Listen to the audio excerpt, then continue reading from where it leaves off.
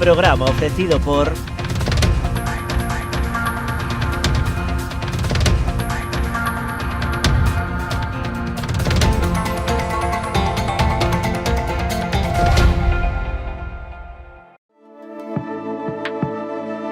Potencie el éxito de su negocio con nuestra asesoría especializada en empresas, correduría de seguros y servicios jurídicos. Optimizamos estrategias e impulsamos crecimiento con soluciones efectivas. Visítenos en Caldas de Reis, Pontevedra o Vilagarcía de Arousa. Grupo J. Rey Asesores, su mejor elección. Más información en la web jrey.es. A exploración e o traballo no viñedo levounos a elaborar viños con personalidades emocionais moi marcadas. Pionero é un claro exemplo no que nos vemos reflectidos, un viño viaxeiro, valente e intrépido que cada ano segue traspasando fronteiras. Enerxía e paixón, emocións que nos acompañan dende o primeiro día da nosa aventura. Pionero, Albariño 100%, de Viña Almirante. Si que desde a chamada as súas almas vanse derrumbar. O reto non só está en acompañarte a ti, senón a esa parte túa que queda con eles aquí. Esa é a miña misión, meu obxectivo, miña maneira de vivir. Coñecémonos de toda a vida. A ti que te fuches, vaite tranquila, tranquilo. Queremos ser a túa empresa de transporte terrestre, marítimo ou aéreo, para envío de paquetería, paletería, largos, grupaxes ou carga completa. A fiabilidade e o trato directo co cliente son as nosas señas de identidade. Levamos 40 anos achegando solucións de almacenaxe, logística e transporte porta a porta, con disponibilidade 24 horas ao día, 365 días ao ano.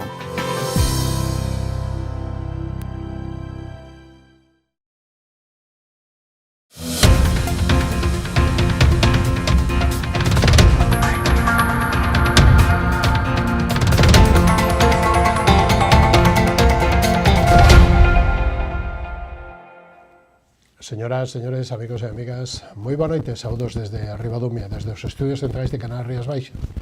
Empezamos unha nova edición de Falemos e hoxe falaremos e abordaremos tres temas e tres asuntos importantes.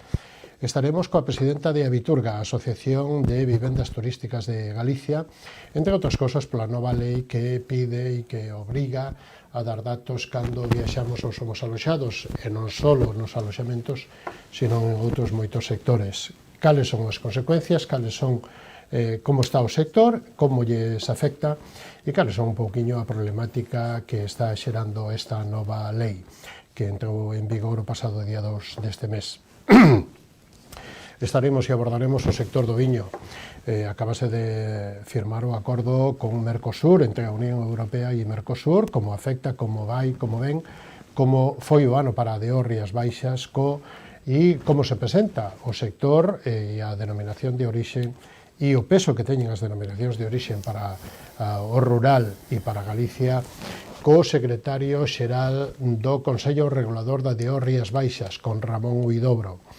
Así que non o perdan. E abrimos este turno de análisis para falar de Vilagarcía, do Concello, de como foi o ano, de como está sendo o ano, de como se presenta este Nadal co seu alcalde, con Alberto Varela. Moi boa noite, benvido, como estamos? Boas noites, encantado de estar aquí outra vez con vos. Bueno, lle agradecemos moito que se acerque esta noite a falar connosco. A primeira cuestión, vamos a empezar polas espiñas e logo vamos indo solomillo. Que valoración fai da petición do Partido Popular, que surxía no día de onte, de a petición da concelleira e a súa muller Paola? Ben, é difícil estar serio con unha petición así, porque non é a primeira, nin a segunda, e xa avanzo que seguro que non é a última, que é a maneira de proceder do Partido Popular. O increíble que parece o mundo ao revés. Resulta que os que non conseguiron fondos europeos cando eran goberno municipal tratan ou piden a dimisión daqueles que sí conseguiron fondos. É tan fácil como poñer unha balanza que fondos conseguiu o goberno socialista, o goberno actual para o noso concello, e que fondos conseguiu o goberno liderado polo señor Fole, no que estaba a portavoz actual do Partido Popular, Ana Granja. Xa lle digo calé, eles conseguiron cero. A realidade é que Vilagarcía non tiña eses fondos e gracias ao traballo do goberno municipal, por suposto acompañado aos traballadores municipais, pois se acadaron eses fondos, pero non solamente esos. Non solamente se conseguiron esos fondos europeos, esos fondos EDUSI, sino tamén os fondos Next Generation, se concurriu tamén en convocatorias extraordinarias con fondos da anterior Deputación de Pontevedra e se conseguiu, por exemplo, gracias ao traballo do goberno municipal, pois que unha biblioteca fose pagada con fondos da Deputación de Pontevedra. É dicir, é sorprendente se non fora xa unha cuestión reiterada. Sabemos a intención, tratar de desgastar o goberno. Como alguén me dixo outro día, home, algo terá que facer a oposición. Pois será eso, algo terá que facer a oposición. O que eu pido en política é rigurosidade. E hai que ser un pouco prudentes. E cando ti non fuches capaz durante o teu goberno de conseguir fondos para Vilar García, home, cando menos, non digo que deas gracias aos que se o conseguiron, pero esas peticións grandilocuentes, cando menos, sobran un pouco, polo menos, tratan de enganar a cidadanía, dende logo nós non llevamos a entrar en eso. No seu argumentario, o Partido Popular decía un pouquiño que era por non dar ben os datos ou por enganar nos datos. Os datos están ben publicados na web, hai transparencia, están, digamos que actualizada a web do Concello sobre... Primeiro, é dicir, para poder falar de fondos europeos hai que saber de fondos europeos. E a realidade o que estamos dando o Partido Popular é que non sabe de fondos europeos, porque estaba falando hoxe mesmo, leía nos medios de comunicación, que falaba de 6.250.000 euros, eso non son os fondos europeos que o tío Vilar García, porque non sei se saben que hai unha parte que ten que poñer o Concello de Vilar García, así que eses fondos, evidentemente, se non se vai a poder executar algún deses proxectos, pois, dende logo, non vai haber que poñelos eses cartos, non perden, dende logo, creo que o Partido Popular está bastante despistado, o entendo, que non é sinxelo manexar os fondos europeos. Agora, creo que Vilar García, este goberno municipal, é un exemplo de consecución de fondos europeos e moitas das actuacións que se fixeron estes anos é gracias a ese traballo, determinadas humanizacións, inversións en moitas zonas do noso Concello, é gracias a eses fondos europeos, fondos que o Concello de Vilar García non tiñan, que aforramos dos cartos do orzamento do Concello de Vilar García e que, cando nos chegamos ao goberno municipal da nosa cidade, sorprendentemente non había ningún traballo feito. Había outros concellos que levaban un ano traballando nesa convocatoria de fondos EDUSI e a realidade é que na nosa cidade non había ni un só papel, así que non tiña moito interés en fondos europeos. Será que están interesados, ahora que están na oposición, que se querrán convertir en especialistas en fondos europeos. É unha lástima que non o fixeran cando era goberno municipal. Nos vamos a seguir traballando para conseguir máis financiación, pero non solamente fondos europeos, que son máis complexos, senón fondos de todas as administracións que nos den a oportunidade, como fixemos cos fondos da Deputación de Pontevedra, por exemplo, se a Xunta pon novas liñas de subvencións aos concellos, dende logo o Concello de Vilar García vai optar, e tamén lle pedimos financiación ao Estado. Nós non estamos quietos, a diferencia que fixeron outros. O Concello de Vilar García vai subir a taxa de o lixo pola subida que propón Sogama e que lle botan a culpa ao goberno por a aplicación da normativa europea? O Concello de Vilar García xa aprobou esa subida das tasas, deste caso non é un imposto, ainda que o Partido Popular confunda tamén impostos con tasas, é unha tasa, non é un imposto, e Vilar García pois vai a, xa dixemos, xa o probamos no pleno inicialmente, que se vai a subir o recibo de lixo. Que vai a supoñer aos vilagarciáns pois o ano máis ou menos? Pois na maioría dos fogares vai a ser unha subida anual de 20 euros. Se van a sumar 20 euros. Hai dúas razóns, dende logo, para esa subida. Por un lado, todos sabíamos que había un novo contrato de recollida de lixo e limpeza viaria que iba a encarecer o servicio, e, por lo tanto, hai que facer un maior esforzo do noso orzamento, pero, por outro lado, unha decisión da Xunta de Galicia, coa subida do canon de Sogama, que provoca que os concellos vamos a ter que gastar máis para depositar ali os residuos en Sogama. Entón, eu non podo aventurar que vayan a ser o 100% dos concellos galegos, dende logo, pero hai moitos concellos de Galicia, e algún concello, por exemplo, desta contorna, é de diferente signo político que o de que goberna en Vilar García, que ten a intención de subir o recibo de lixo. Por qué? Pois porque hai unha normativa non é estatal, sino que é europea, que di que ese servicio non pode ser deficitario e que os veciños e veciñas temos que pagar o custe do que provoca a xestión dos residuos. Para que? Cal é a finalidade? Non é recaudar, é que o fagamos mellor, que teñamos en consideración o cuidado do medio ambiente. Para eso, dende logo, é necesario ir ao bolsillo, para que vexamos que os que mellor o fagan vai salir máis barato. Por certo, en Vilarcía se está falando desa subida do recibo, pero tamén podemos decir, e hai que decir o suficiente, que aqueles que reciclen máis e fagan mellor xestión dos residuos, pois apenas van a notar a subida, porque vai haber unha bonificación para aqueles que teñan a tarxeta do quinto contenedor, a de ser residuos para compostar, pois que a subida non vai a chegar aos 5 euros anuais. Así que é unha maneira de incentivar que todos fagamos esa xestión correcta dos residuos. Aquí un pouquiño, incluso como presidente da FEGAM, un concello, bueno, concretamente o Concello da Illa, se queixa a Viturga de que lle queren subir as tasas ás viviendas de uso turístico. Non sei se neste caso Vilagarcía vai a incluílas tamén con un incremento ou non, e se hai preocupación e un pouco cal sería a postura ou cal sería a visión da FEGAM para responder un pouquiño a Viturga, a Asociación de Vivendas de Uso Turístico. Bien, a FEGAM representa a todos os concellos galegos, pero a FEGAM o que é respetuosa coa soberanía de cada concello, é dicir, cada concello é mellor coñecedor de cale o que teñen que facer ou coas súas ordenanzas fiscais. Non se vai a meter o que está facendo nun concello. A diferencia co que pasou en Vilagarcía, que cando se aprobou a subida de tasas, sorprendentemente opina a Consellería de Medio Ambiente sobre o que ten que facer a nosa cidade.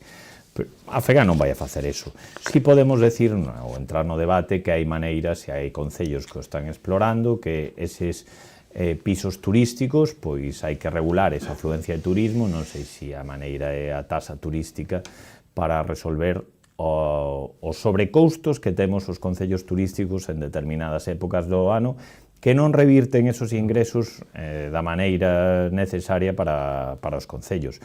Se é a través da xestión da tasa de residuos, cada concello diferente, no Concello de Vilagarcía non está ese sobrecusto aos pisos turísticos, porque consideramos que se axustaba máis, normalmente xenera máis residuos un domicilio que un piso de alquiler turístico. De todas formas, eu entendo que é a necesidade do Concello da Illa, que é un concello moi turístico, que cada vez máis xente quere descubrir o paraíso que a illa e que ten un sobrecusto para eles importante, que de alguna maneira ten que compensarse o Concello para poder cubrir todos eses gastos, a recollida de lixo, o servicio de limpeza, e todos aqueles servicios que prestamos os concellos, non solamente os nosos veciños, senón os turistas en determinadas épocas do ano. Señor Varela, en que fase, en que punto se atopa o proxecto de ampliación do polígono do Pousadoiro? Ben, dende logo o Concello de Vilagarcía, dado que quen ten as competencias non as está exercendo, as competencias en política industrial na nosa comunidade autónoma ten a Xunta de Galicia. Hai un polígono do Pousadoiro, había un proxecto sectorial que aprobou no seu día o bipartito e que a Xunta de Galicia tivo tempo de sobra para poder desenrolala esa ampliación do polígono do Pousadoiro e que por diferentes... eles terán que explicar as súas razóns. Eu as que escoitei, en que yo pedí, foi do anterior conselleiro de Industria, dicindo que había polígonos vacíos por aí, por outras zonas de Galicia. Ben, a realidade a min o que me preocupa esta zona é Vilagarcía, a realidade que hai empresas que se queren implantar no polígono do Pousadoiro non teñen espacio. Cal é a solución que pode tomar o Concello de Vilagarcía? Pois buscar outro socio para que poida facer. Cal é o socio que se está falando, se está articulando unha solución? Pois Zona Franca de Vigo, que foi quen se sentou con nós, dixo que eles tiñan os recursos económicos e que era interesante. En esas están traballando o equipo técnico de Zona Franca co Concello de Vilagarcía e tamén co Concello de Caldas para posibilitar esa ampliación do polígono do Pousadoiro. Se baralla algunha data, algunha... Non, porque o lóxico é que nese traballo, pois non solamente este Zona Franca, sino Zona Franca o Concello, que, como decía, que ten as competencias que a Xunta de Galicia, pero dado que non é esa iniciativa por parte da comunidade autónoma, pois somos nós os que vamos a tomar a iniciativa con Zona Franca. E despois, se se queren sumar, pois dende logo sería o ideal. Se non se queren sumar, pois dende logo nos vamos a seguir para adiante. Señor Varela, entramos en cuestións máis concretas, se lle parece. Estamos a ano e medio de legislatura, en maio, en junio se cumplen os 2 aniños, o 50% da legislatura. Como valora o acordo da inclusión do albergue na rede de albergues públicos do Camiño de Santiago e ese acordo que foi hai 15 días, máis ou menos, un par de semanas ou 3, donde estaba aquí o secretario xeral ou director xeral de Turismo? Pois máis tardío do esperado, pero benvido sea. Ao final nos dixemos que tiñamos aí... Isto outro día facíamos un pouco de meroteca, é dicir, de por que o albergue está aí, que é o que nos levou hasta aquí. Isto era unha infraestructura que estaba ao lado da Casa de Cultura, estaba abandonada. A decisión era si demolela ou aproveitar esa infraestructura para continuar adiante. Se buscou a financiación tamén con fondos da anterior Diputación e, dende logo, se falou dende o primeiro momento coa Xunta de Galicia para incluírlo na rede de albergues, tanto coa directora xeral de Turismo como co conselleiro daquel momento de Cultura e Turismo. Eles nos dixeron que adiante, que se fixera pois da man dos técnicos da Xunta de Galicia, que se fixera según as súas indicacións e directrices, e así se fixo. Se rematou e durante moito tempo estivemos discutindo pois si faltaba ya... E máis, se chegou a discutir, que eso foi un pouco sorprendente por parte da Presidenta da Xunta de Galicia, que si non podía incluirse dentro da rede de albergues porque non era camiño oficial. Todos sabemos que sí, que camiño oficial, de feito, o camiño máis importante que é a orixe de todos os camiños. Todos son importantes, pero se non fora pola nosa zona, pois dende logo esa barca de pedra non houbera pasado por ali. Entón, bueno, unha vez solventadas esas dúbidas que puidéramos ter todos sobre si oficial ou non, dende logo, o camiño que pasa por Vilar García de Arousa, pois quedou ese traballo de convencer que o albergue estaba a súa disposición, que poñía os mobles e tal. Agora está desbloqueado, teño que agradecer ao teu actual director xeral de Turismo, o señor Merelles, que entre os dous enseguida solventamos os problemas ou os atrancos que poidera haber. Está agora a exposición pública ese convenio, porque houve que leválo ao pleno, para despois poder asinalo, pero dende logo foi tan fácil como un par de reunións co director xeral actual de Turismo, co señor Merelles, para solucionalo. E dentro de pouco podemos disfrutar de algo que non tiñamos na nosa cidade. Sí que pasan moitos peregrinos, sí que temos moitos turistas, pero non tiñamos un albergue. Van a ter o privilexio, que non o ten todos os albergues do Camiño, de ter como estampa a Illa de Cortegada. E, ademais, é importante como reclamo, non? Como reclamo turístico, non só para os camiñantes actuais, senón para os futuros, porque moita xente, un porcentaxe altísimo da xente que fai o camiño si busca como pousada, como descanso os albergues. Eso, por suposto, partimos da base que a mellor marca que ten Galicia despois do seu propio nome, que saben que os que veñan aquí saben que é un paraíso, pois a seguinte marca, o Xacobeo, todo o que ten que ver co Camiño de Santiago, está funcionando en todas partes, non hai máis que ir a unha feria de turismo para ver que do Camiño de Santiago non solamente fala Galicia, está falando a Rioja, están falando toda España do potencial que ten o Camiño de Santiago. Pero tendo en conta eso e que vayan a pasar por aquí moitísimos peregrinos, pois dende logo era unha eiva que tiña a nosa cidade, como ti ben dis moi ben, pois a maioría dos peregrinos buscan pois a experiencia do camiño de camiñar e despois esa convivencia nos albergues, na rede de albergues públicos que ten o Camiño de Santiago. Dende logo, por eso foi o noso empeño en dotar a Vilar García Carril pois algo que non tiña. É a miña opinión, eso ademais tamén é dicir un albergue moi bonito, moi moderno, moi nunha zona tradicional, pois é un albergue moderno e con unha vista privilexiada na que eso non temos nós nada que ver, é unha sorte de haber nacido aquí e ter ese balcón que temos nesa zona mirando hacia Carril e hacia Cortegada. Dende logo eu creo que vai a ser dos albergues que máis éxito teñen. Imos a investimentos, inversións, créditos, obras, rúas, saneamento. Que balance facemos a esta data do ano, rematando o ano 24, ano e medio despois desta legislatura? Ben, eu creo que si facemos un balance, eu sempre me gusta facer os balances a final de todos. Bueno. Os balances a media altura pois sempre son máis complicados, pero a realidade podemos decir a foto. Sí, podemos decir que o 50% casi do programa co que nos presentamos ás eleccións xa está cumplido. E foi un gran ano para a nosa cidade, pois porque, dende logo, se desbloquearon temas dos que levábamos falando moitísimo tempo. Vilagarcía requería, os mellor dito, os xóvenes de Vilagarcía requerían unha biblioteca municipal, funcional, moderna, bonita, e que estivera separada, neste caso, Salón García, polas molestias que provocaba a actividade cultural da nosa cidade, que ten moita co estudio que necesita silencio, e hoxe temos unha nova biblioteca municipal donde antes se situaba o Liceo Casino. Queríamos corrixir os problemas os deficiencias ou as humidades que tivera o pabillón de Fontecarmoa, que era unha gran infraestructura no seu momento, pero que xa tiña anos e tiña os seus achaques, e se fixe un investimento de máis de 2 millóns de euros para que este operativo todo, por moito que chova sempre, se pode xogar en Fontecarmoa, é un pabillón acorde ao que merece o baloncesto da nosa cidade.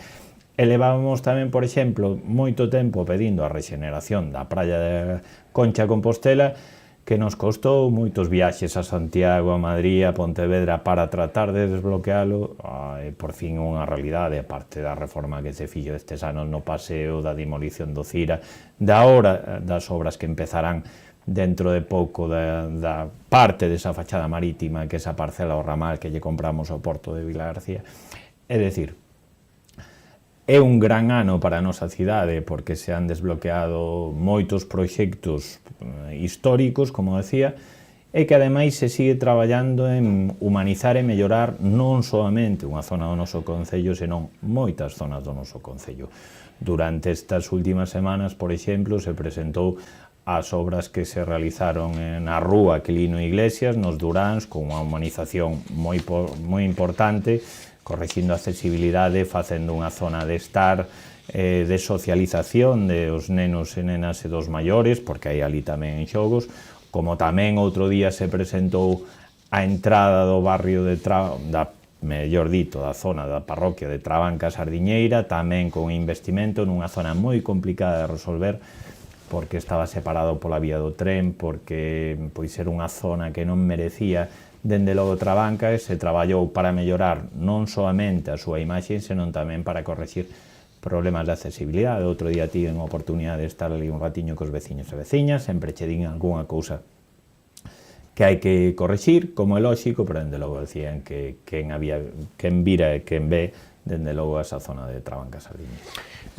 Agora que fala deso, o plan de mobilidade sostible, que ademais foi aprobado recentemente, fai 15 días aproximadamente, non sei se é vinculante, pero como podría definilo para os veciños de Vilagarcía e que lle entenda o resto de que quere ou pretende modificar en Vilagarcía? Calquera pode entendelo, a ver se o explico dunha maneira que todos podamos entendelo sinxelamente, calquera pode entender que un plan xeral, porque deso estamos escoitando moito, unha planificación ao longo prazo dunha cidade, é un plan xeral. Un plan de mobilidade tamén é unha planificación estratégica da cidade para os próximos 20-30 anos. Cal é a diferencia? Pois que o plan xeral é unha norma de obrigado cumplimento e os plan de accesibilidade ou de mobilidade, mellor dito, este PEMUS, pois dende logo vai a ser unhas directrices que os futuros gobernos que teñamos na nosa cidade nos 20 ou nos próximos 30 anos poden seguilo ou non. Son directrices que nos dicen os técnicos, claro, é unha guía, moi ben explicado, unha guía para decir por onde ten que transcurrir a nosa cidade. Cales son as directrices básicas que podemos entender todo o mundo, que o que nos está pedindo, non a Europa, sino o que nos está pedindo o medio ambiente, que demos unha pensada, que reformulemos a maneira de desplazarnos, por exemplo, nas cidades. Entón, todos os plans de mobilidade que existan, eu me atrevería a decir todos, van ir por unha mesma liña, que temos que priorizar pois o acceso peonil, temos que priorizar o acceso en medios de transporte que contaminen menos, como pode ser o transporte colectivo en autobús ou o transporte ferroviario, tamén o uso de un medio como é a bicicleta, e crear unhas infraestructuras para que eso sexa seguro. E a partir de aí, pois, dende logo, cada cidade ten as súas diferencias. Outro día se falaba, pois, dende logo a oposición, sempre trata de xenerar polémicas, pois, porque determinadas actuacións concretas que plasma aí un equipo técnico que ten unhas ideas determinadas. Ben, pois, dependendo do que pensen os actuais e os futuros gobernantes nos próximos 30 ou 40 anos na nosa cidade, veremos ese plan, ese PEMUS plasmado en un 10%, en un 20% ou en un 100%, porque, dende logo, aínda que este goberno municipal ten moitas ganas e que quedalle moito recorrido todavía por diante, son actuacións que requeren moito tempo, porque ademais son inversións que teñen un custo bastante importante. Vai haber moita peatonalización ou está prevista?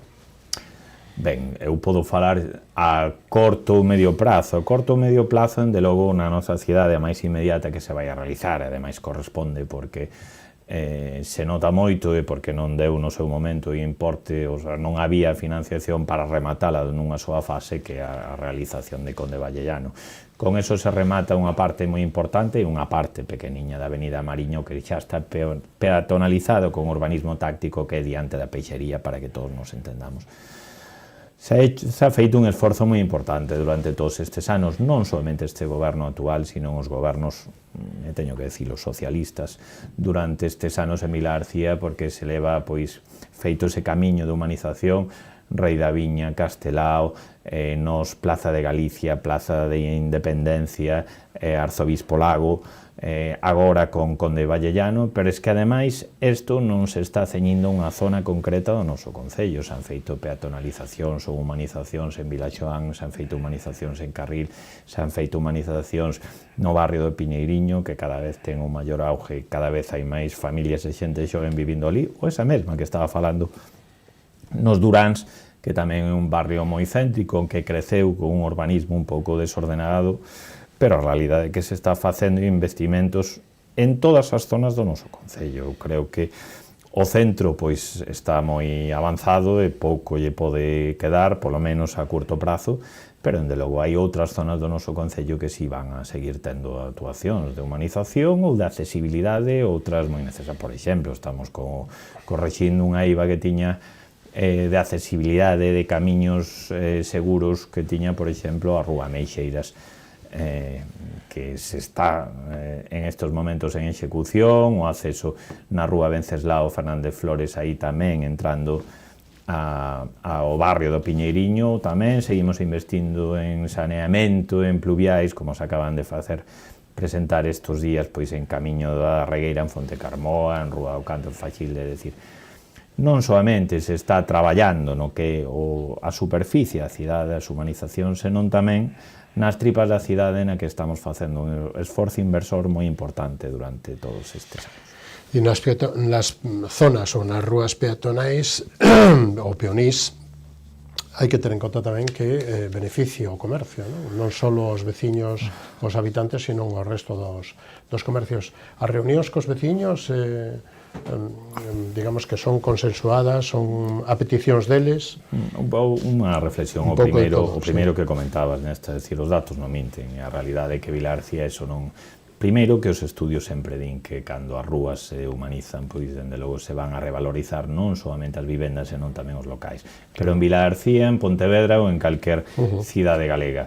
Pero a realidade é que estes anos na que se ha apostado por un camiño moi claro na nosa cidade, que ese camiño das humanizacións, peatonalizacións, Vilar García ten unha mellor situación económica. Hai máis negocios na nosa cidade e hai un menor número de parados na nosa cidade, case a metade do que había cando nos chegamos. É dicir, se había uns 4.000 e pico cando nos chegamos, estamos agora sobre 2.000 e algo parados na nosa cidade, que eu sempre digo mesmo, é dicir, mentras haya temos que facer o esforzo tendo unhas competencias limitadas, sabendo que somos unha administración modesta e que nós non vamos a resolver o problema do paro. É dicir, o problema o resolven as empresas, os empresarios. Hai que facilitar. Claro, nós temos que dar ferramentas.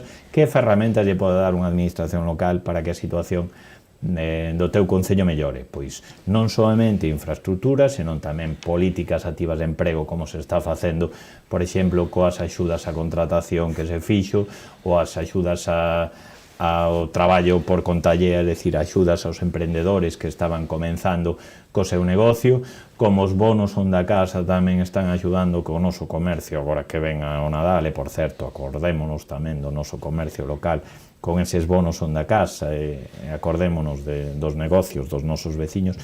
Todo ese tipo de políticas axudan a que o número de parados na nosa cidade sexa o mellor dos últimos 15 anos, así que vamos polo bo camiño, somos unha cidade moi activa, moi viva, non nos podemos dormir, pero sabemos un camiño que temos que seguir e vamos polo camiño correcto. E máis, se o camiño se fai andando, Vila García xa leva unha maratón recorrida. Moi boa, moi boa, moi boa.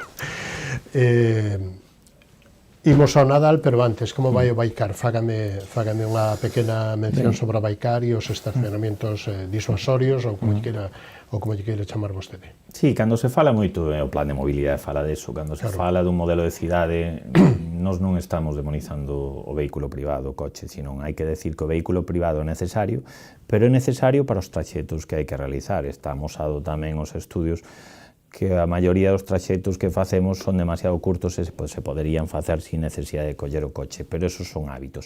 Que é o que intentamos cambiar? É dicir, que si ti necesitas o coche, para que non estes dando voltas innecesarias pola cidade, se ha creado unha rede de aparcamentos disuasorios por toda a nosa cidade. Durante estes anos levan habilitadas 2.700 prazas de aparcamentos disuasorios, pero seguimos traballando para que teñamos máis. A última vai a ser en Desamparados, na zona de Desamparados, ali para que nos entendamos o que non coñece tanto Vila García, porque sexa fora cerca do campo municipal da Lomba, pois ali vai haber un aparcamento disuasorio. Hai outro tamén preto pola zona de Xunqueira, e seguimos traballando en habilitar máis aparcamentos disuasorios. Cal é un problema que detectamos? Que é certo, e hai que recoñecer as cousas que teñamos que corregir, que falta sinalización e falta que todos coñezamos as posibilidades que amosa a nosa cidade. Entón, por eso se vai a facer o Baicar, pois vai a ser unha labor principalmente de sinalización, de que saibamos todos, pois estamos nun punto determinado, onde podemos ter eses aparcamentos disuasorios, que plazas dispoñemos en eses aparcamentos, e así nos permitirá, tanto se eres veciño como se eres de fora, saber que en Vila García, a diferencia de outros concellos, se pode aparcar gratis. Aínda así, pois se sigue tamén, isto non acaba solamente con esa rede de aparcamentos disuasorios, esa estrategia Baicar, sino tamén se vai a aprobar, aínda que levamos tempo traballando, estamos desexando que saia ya, pero faltalle xa moi pouco, zoas de residentes para aquelas zonas do noso concello que sexa máis difícil aparcar, na que os residentes teñan prioridade. Acabamos de adquirir o parking Xoán 23, no que se van a establecer bonificacións, exencións para veciños e para tamén aqueles que veñan a mercar no noso concello. Se vai a traballar tamén para outro que temos na Concha, e se estaba a negociación saber se é imposible con outros parkings que teñamos na nosa cidade. Hai 5 días que empezou a Navidad en Vila García, señor Varela. Bueno, Vila García, pois sí, podemos decir que o pistoletazo oficial comenzou fai 5 días. O que sí temos, vai haber moita extensión de moitos días por diante, de que podamos admirar moitas cousas na nosa cidade relacionadas con Nadal e moitas actividades. Cales destacaría desas actividades? Hai algunhas, as luces, dende logo, pois xa, bueno, está é algo xa moi sinalado en todos os concellos. Evidentemente hai concellos que están sendo unha referencia, creo que aí non pasa nada por nomealos, como pode ser o Concello de Vigo, pero dende logo aqueles que non podemos ter a capacidade económica dunha gran cidade como Vigo, porque teñen outro orzamento, temos que traballar por outras liñas. Que é a que traballa Vila García? Pois, por exemplo, temos unha rede, podo decir, de xardíns efímeros que están facendo as delicias non soamente dos nenos e nenas, senón daqueles que xa non son tan nenos e son moi aficionados ás redes sociais, a eso dos selfies, pois todas as bolas estas decorativas que temos na nosa cidade pois van a ser un punto de atracción moi importante. Dentro de pouco vamos a ter outra vez o mercado de Nadal, que tamén dá un ambiente navideño á Praza de Independencia. Non tes máis que ir a Fesdega para ver o festurrón e ver ali a cantidade de nenos e nenas, non de Vila García, senón de toda Galicia, que están disfrutando pois da pista de xeo, de todas as actividades e as atraccións de feria que están a precios económicos, que para que estén así, dende logo o Concello de Vila García ten que facer un esforzo importante. vai haber contacontos de contos tradicionais por 14 zonas do noso rural, para que o rural este en todos lados. Nos queda algo que soamente da nosa cidade, que tomar as uvas ás 12, os ingleses pois toman o té, pois na nosa cidade tomamos as uvas ás 12 de mediodía xa dende fai moitos anos. Ademais este ano, xa todos os anos hai moita xente na nosa cidade, este ano ademais van a estar os mozos da Arousa, moi coñecidos na nosa zona, e que nos van a facer o favor de estar ali nese acto. E os veciños e visitantes que consuman en Vilagarcía, tanto no comercio como na hostelería, están premiados, non? Hai premios entre o que aporta a Zona Aberta e o que aporta tamén o Concello, Vai haber non? premios, por suposto. Aí Zona Aberta ten unha colaboración, si foron vivos e rápidos, e aqueles que compraron os bonos son da casa, pois todavía van a ter mellores descontos, aínda que a verdade é que voaron, non solamente os que están nas plataformas, sino tamén os que se venderon físicamente, así que ese día pois poden vir a tomarse as uvas con nos ás 12, despois ás 12 da noite con súas familias e amigos, pero o primeiro que poden facer é vir a Vilagarcía, que vai a estar moi animado, tomar algo na nosa hostelería e comprar no magnífico comercio local que ten a nosa cidade. E uns días despois, pois, botar a carta aos Reis Magos para ver se fomos vos e nos traen algo aos Reis Magos. En redes algúns veciños se queixan das luces, que son como as do ano pasado ou menos. Algún comentario? Os que están contentos están encantados, e os que se queixan? Bueno, é dicir, eu entendo. De feito, veño dunha reunión con outros alcaldes, hoxe mesmo, e todos comentábamos o mesmo. É unha tradición tamén do Nadal, pois así como determinadas actividades, pois dende logo tamén unha tradición as luces, e as críticas sobre as luces en Vilagarcía, en todos os concellos de Galicia, me atrevería a decir, incluso naqueles que están facendo mellor esforzo orzamentario, é imposible chegar a todos os puntos. Cal é o esforzo que se está facendo? Creo que é entendible. Que é o que teñen que primar os concellos? Pois nestes momentos tratar de botar unha man ás zonas máis comerciales, porque ese ambiente navideño axuda a que nos acordemos do noso comercio local e botemos unha man. Por eso hai que facer un esforzo nas zonas máis comerciais das cidades. Aínda así, estes anos se intentou chegar a zonas donde antes non había iluminación de Nadal, pois agora se está poñendo máis zonas do noso rural do Concello de Vilagarcía. É imposible que todas as rúas os teñan, pero así como vexo críticas, por suposto, sempre sobre faltan luces ou non luces, tamén é certo que son moitas as felicitacións que estou recibindo, pois, por exemplo, polos xardíns efímeros dos que falábamos antes, e as bolas, o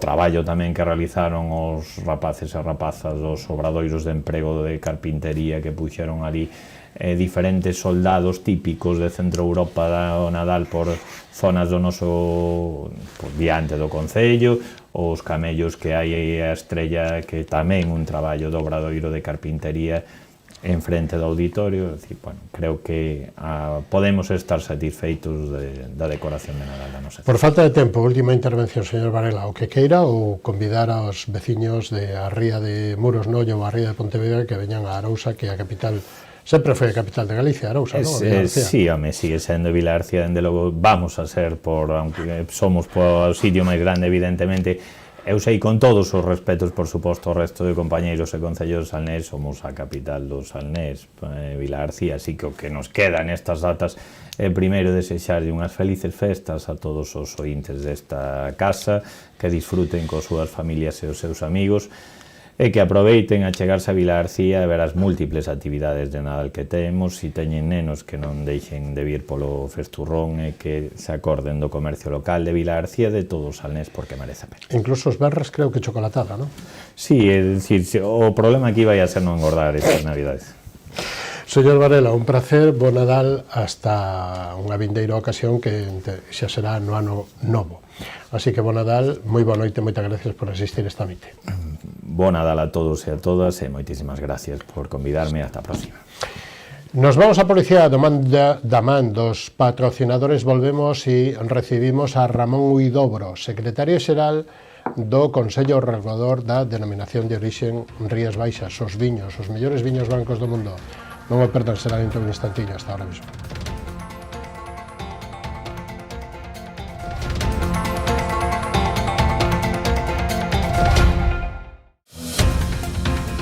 programa ofrecido por...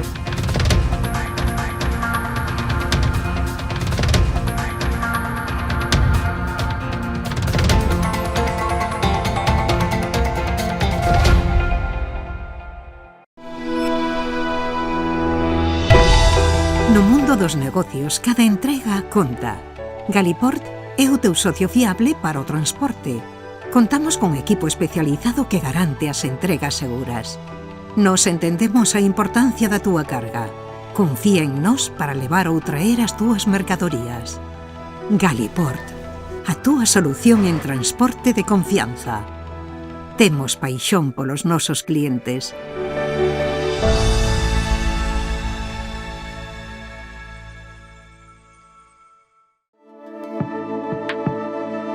Potencie el éxito de su negocio con nuestra asesoría especializada en empresas, correduría de seguros y servicios jurídicos. Optimizamos estrategias e impulsamos crecimiento con soluciones efectivas. Visítenos en Caldas de Reis, Pontevedra o Vilagarcía de Arousa. Grupo J. Rey Asesores, su mejor elección. Más información en la web jrey.es. Unha historia memorable requiría dunha gran homenaxe, inspirados no carácter e no esforzo do traballo realizado por Domingo Fontán, xorde Macherato, un viño con esencia da nosa terra. O seu equilibrio e complexidade falan por si mesmos. O tempo e o cuidado empregado en todo o seu proceso de elaboración tamén. Macherato Albariño crío macerado 100% de Viña Almirante. Si que desde esa chamada as súas almas vanse derrumbar. O reto non só está en acompañarte a ti, senón a esa parte túa que queda con eles aquí. Esa é a miña misión, meu obxectivo, miña maneira de vivir. Coñecémonos de toda a vida. A ti que te fuches, vaite tranquila, tranquilo.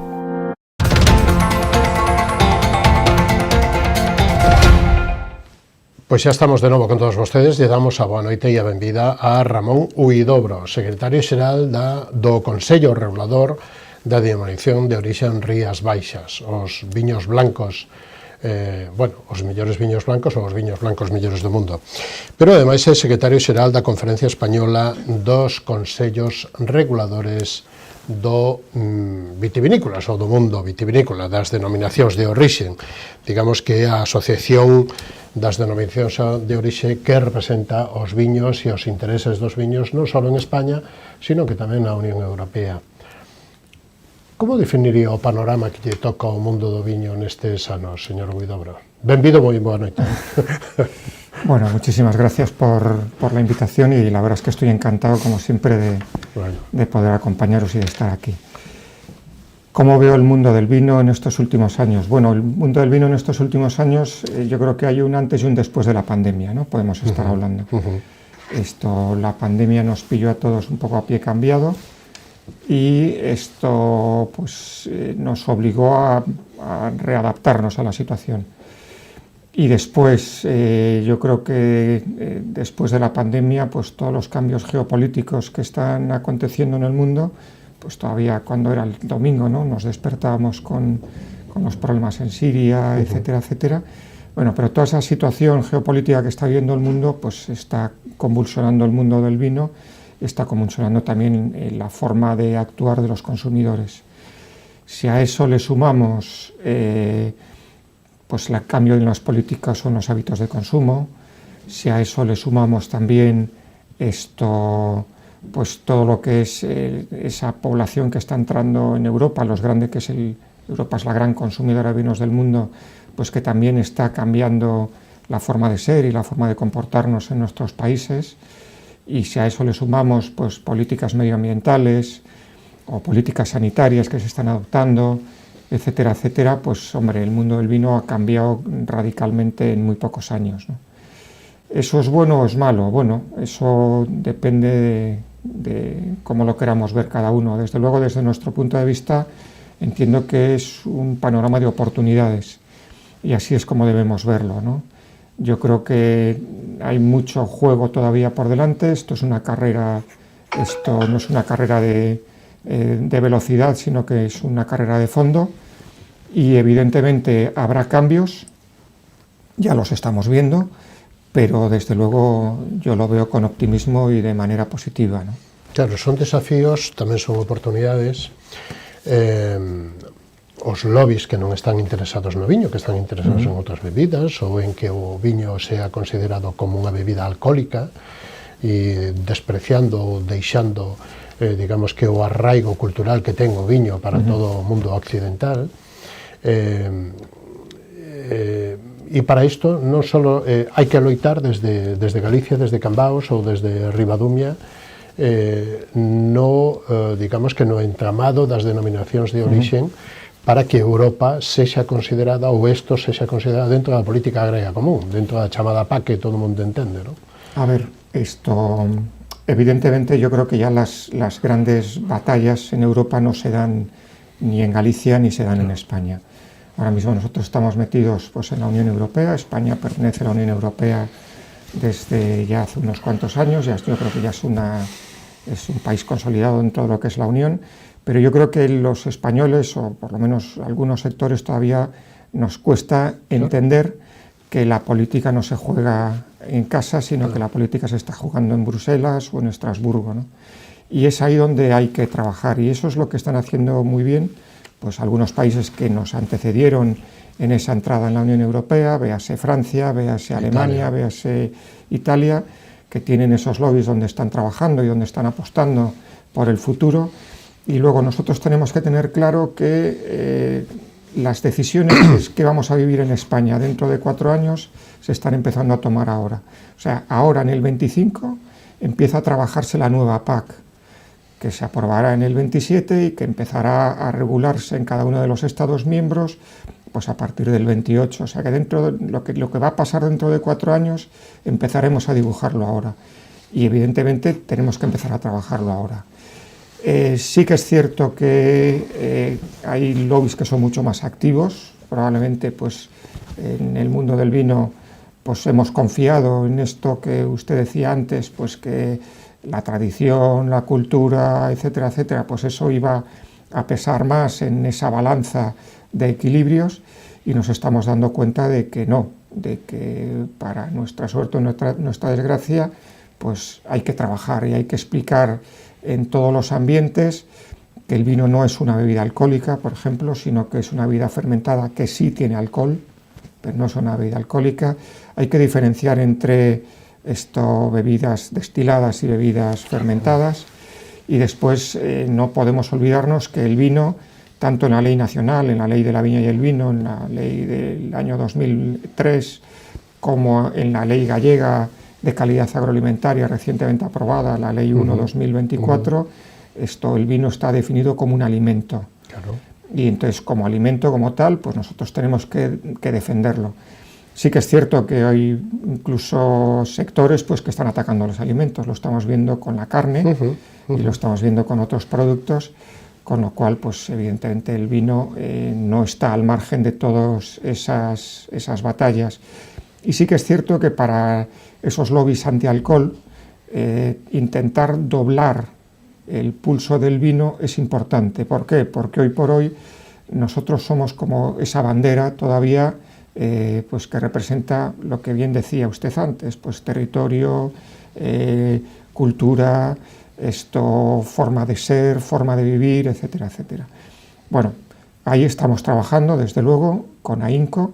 Ahí, pues, anteayer presentaban los resultados del GAN, del grupo de alto nivel que se constituyó desde la Unión Europea a propuesta pues, del sector del vino, y donde los consejos reguladores tuvimos mucho que decir, sobre todo pues, en esa constitución del grupo de alto nivel, 4 reuniones, y pues, se han estudiado diferentes aspectos del mundo del vino, y entre ellos uno de los aspectos claves que todos hemos considerado, y además creo que es donde hay que trabajar, es en intentar diferenciar lo que bien hablábamos antes, lo que son bebidas alcohólicas de bebidas que tienen alcohol, y luego sobre todo lo que son esas pautas de consumo. No es lo mismo consumo que abuso, y yo creo que tenemos que empezar a diferenciar o inculcar esa diferenciación, ¿no? Ahí trabajamos, Antonio, en eso tenemos puestos los ojos y el trabajo, y confiemos en que, bueno, pues que el tiempo nos ayude y que o sentidiño, o sentidiño. El sentidiño. No, y que esta nueva, este nuevo consejo que se ha constituido ahora, tenemos un nuevo comisario, pues que, bueno, pues que por lo menos empiecen a darse cuenta de lo que significa la agricultura en la Unión Europea. Sí que es cierto que hay una diferencia.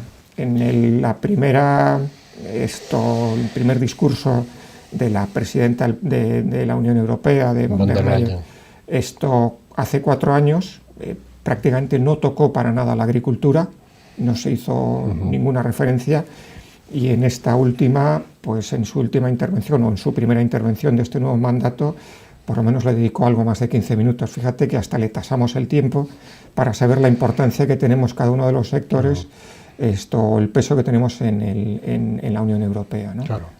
Bueno, a pesar das manifestacións dos agricultores que hubo, a pesar do peso que ten o mundo do viño na UE, porque España é o primeiro país digamos que en productor, o terceiro comercializador ou o terceiro en capital, e aí estamos entre España, Francia e Italia. Francia ten problemas, Bordeaux arranca viñedos, a Rioxa ten os seus problemas, e son digamos que denominacións e viñedos históricos e dos máis relevantes. E, mentras tanto, Dios Rías Baixas vai como unha moto, xoga en Champions e casi non chegan as uvas que ten. Pero logo entramos en facer balance da Dios Rías Baixas e do ano 24, pero antes, acabase de firmar o acordo con Mercosur contra a Unión Europea. Beneficia ou non ao mundo do viño, señor Ruidobro? Cales son as expectativas que se abren neste empezar do acordo? A ver, es complicado responder esa pregunta. No, me refiero, es complicado en el sentido de que, fíjate, Francia no quiere este acuerdo. Hablo de los vinos franceses. Francia no quiere este acuerdo, Portugal está encantado con este acuerdo. ¿Qué pasa en España? Pues mira, en España tienes una denominación de origen, antes lo mencionaba usted, Rioja, que en Argentina hay un territorio que se llama Rioja, productor de vinos, con lo cual ya tienes un frente abierto. Tienes en un territorio de vinos y una marca de vinos muy conocida también, que es Concha y Toro, que lesiona directamente con la denominación de origen Toro en España. En Argentina se pueden elaborar vinos bajo un marchamo que se llama Jerez, ya tienes otro enfrentamiento.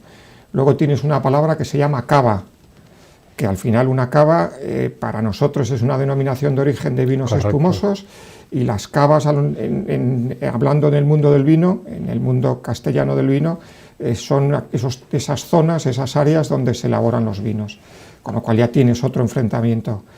¿Qué más cosas? Bueno, eso así a grosso modo, ¿no? Con lo cual, en España hay claroscuros, hay denominaciones de origen que, bueno, pues que no lo están viendo con buenos ojos. A nosotros personalmente, Rías Baixas, hablo, si quieres, Galicia, pues no nos toca tan de cerca esos episodios, pero y en cambio, pues como contrapartida, ¿qué supone? Pues que las denominaciones de origen tienen protección, y eso significa pues que no van a poder hacer lo que quieran en esos países.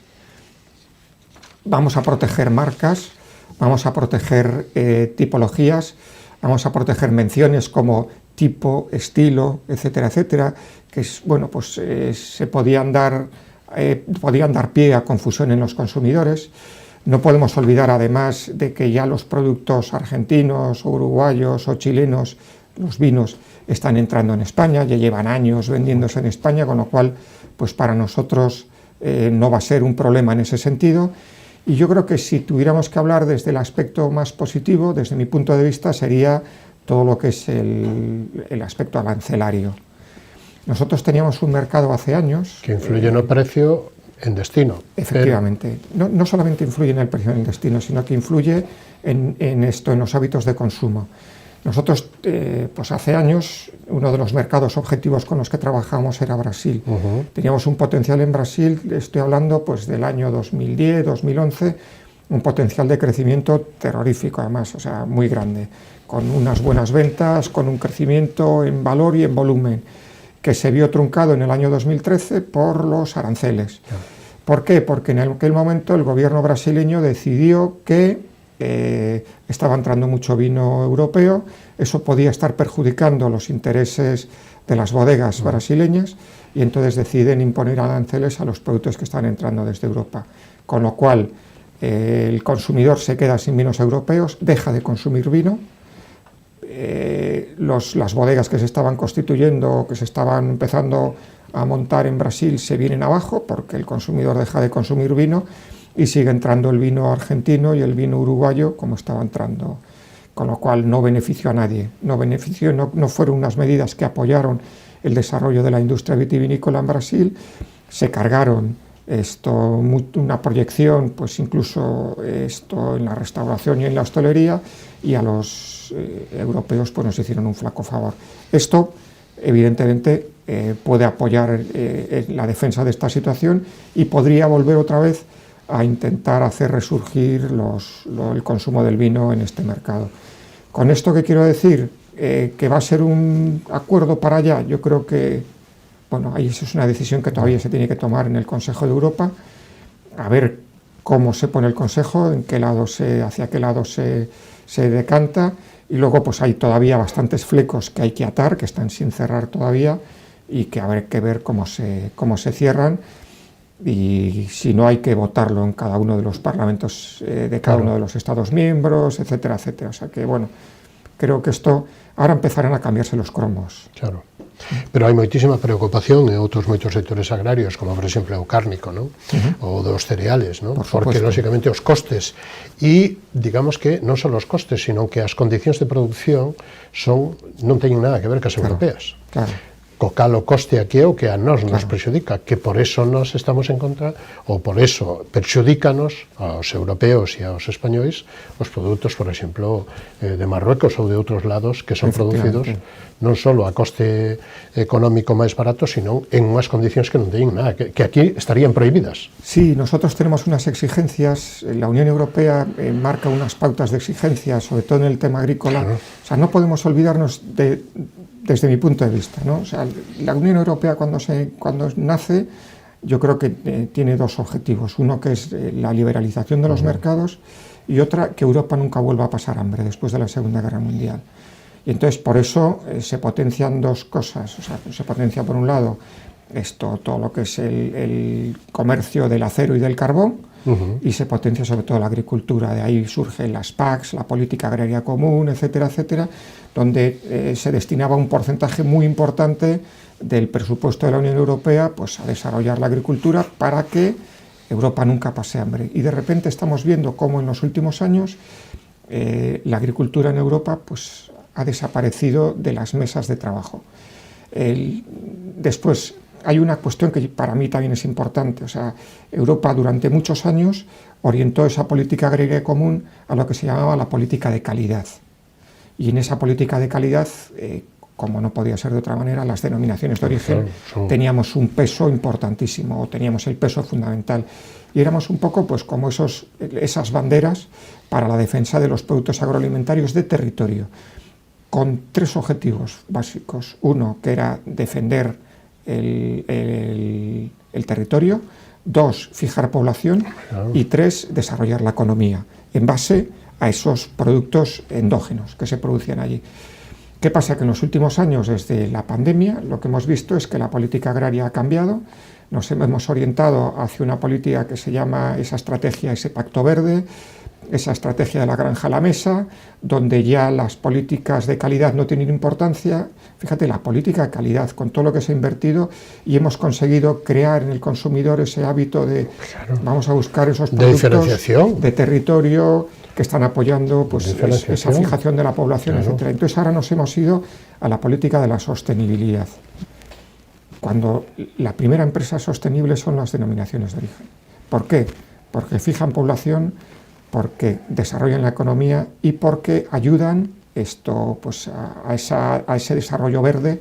E arraigo cultural, todo, desarrollo, desenvolvemento, que serían das parroquias das aldeas sin o rural, sin o viño, sin os produtos de calidad, sin o queixo. Bueno, aquí, esto en nuestro territorio, pero claro. imagínate, hablábamos antes de la ganadería, pues ¿qué pasaría con el centro de la provincia de Pontevedra? Estoy pensando pues en Lalín, estoy pensando en Silleda y otros territorios, con esa ganadería. Claro. Esto además es una ganadería extremadamente cuidadosa, es un empresario extremadamente cuidadoso con el ganado, con el cuidado de los animales. Pero si o agricultor é o ecologista máis grande. Efectivamente, por eso digo, entonces es que hablarle a un agricultor, a un viticultor, a un ganadero de ecología, es decir, bueno, pues es que no puede haber nadie más ecológico que nosotros, si nosotros no vivimos pensando en el ahora, vivimos pensando en el futuro. Nosotros hemos heredado un proyecto de vida que nos han dejado nuestros padres o nuestros abuelos, y lo que tenemos que hacer es engrandecerlo, y una vez que lo hayamos engrandecido tenemos que transmitírselo a las generaciones que vengan, y las generaciones que vengan tendrán la obligación de seguir desarrollándolo y volver a transmitirlo. Entonces, yo creo que nuestros viticultores, nuestros agricultores, nuestros ganaderos, nuestros pescadores, porque pasa lo mismo en el mar, o sea, no hay gente que cuide más el territorio que lo que hacemos nosotros. ¿Por qué? Porque vivimos de ello.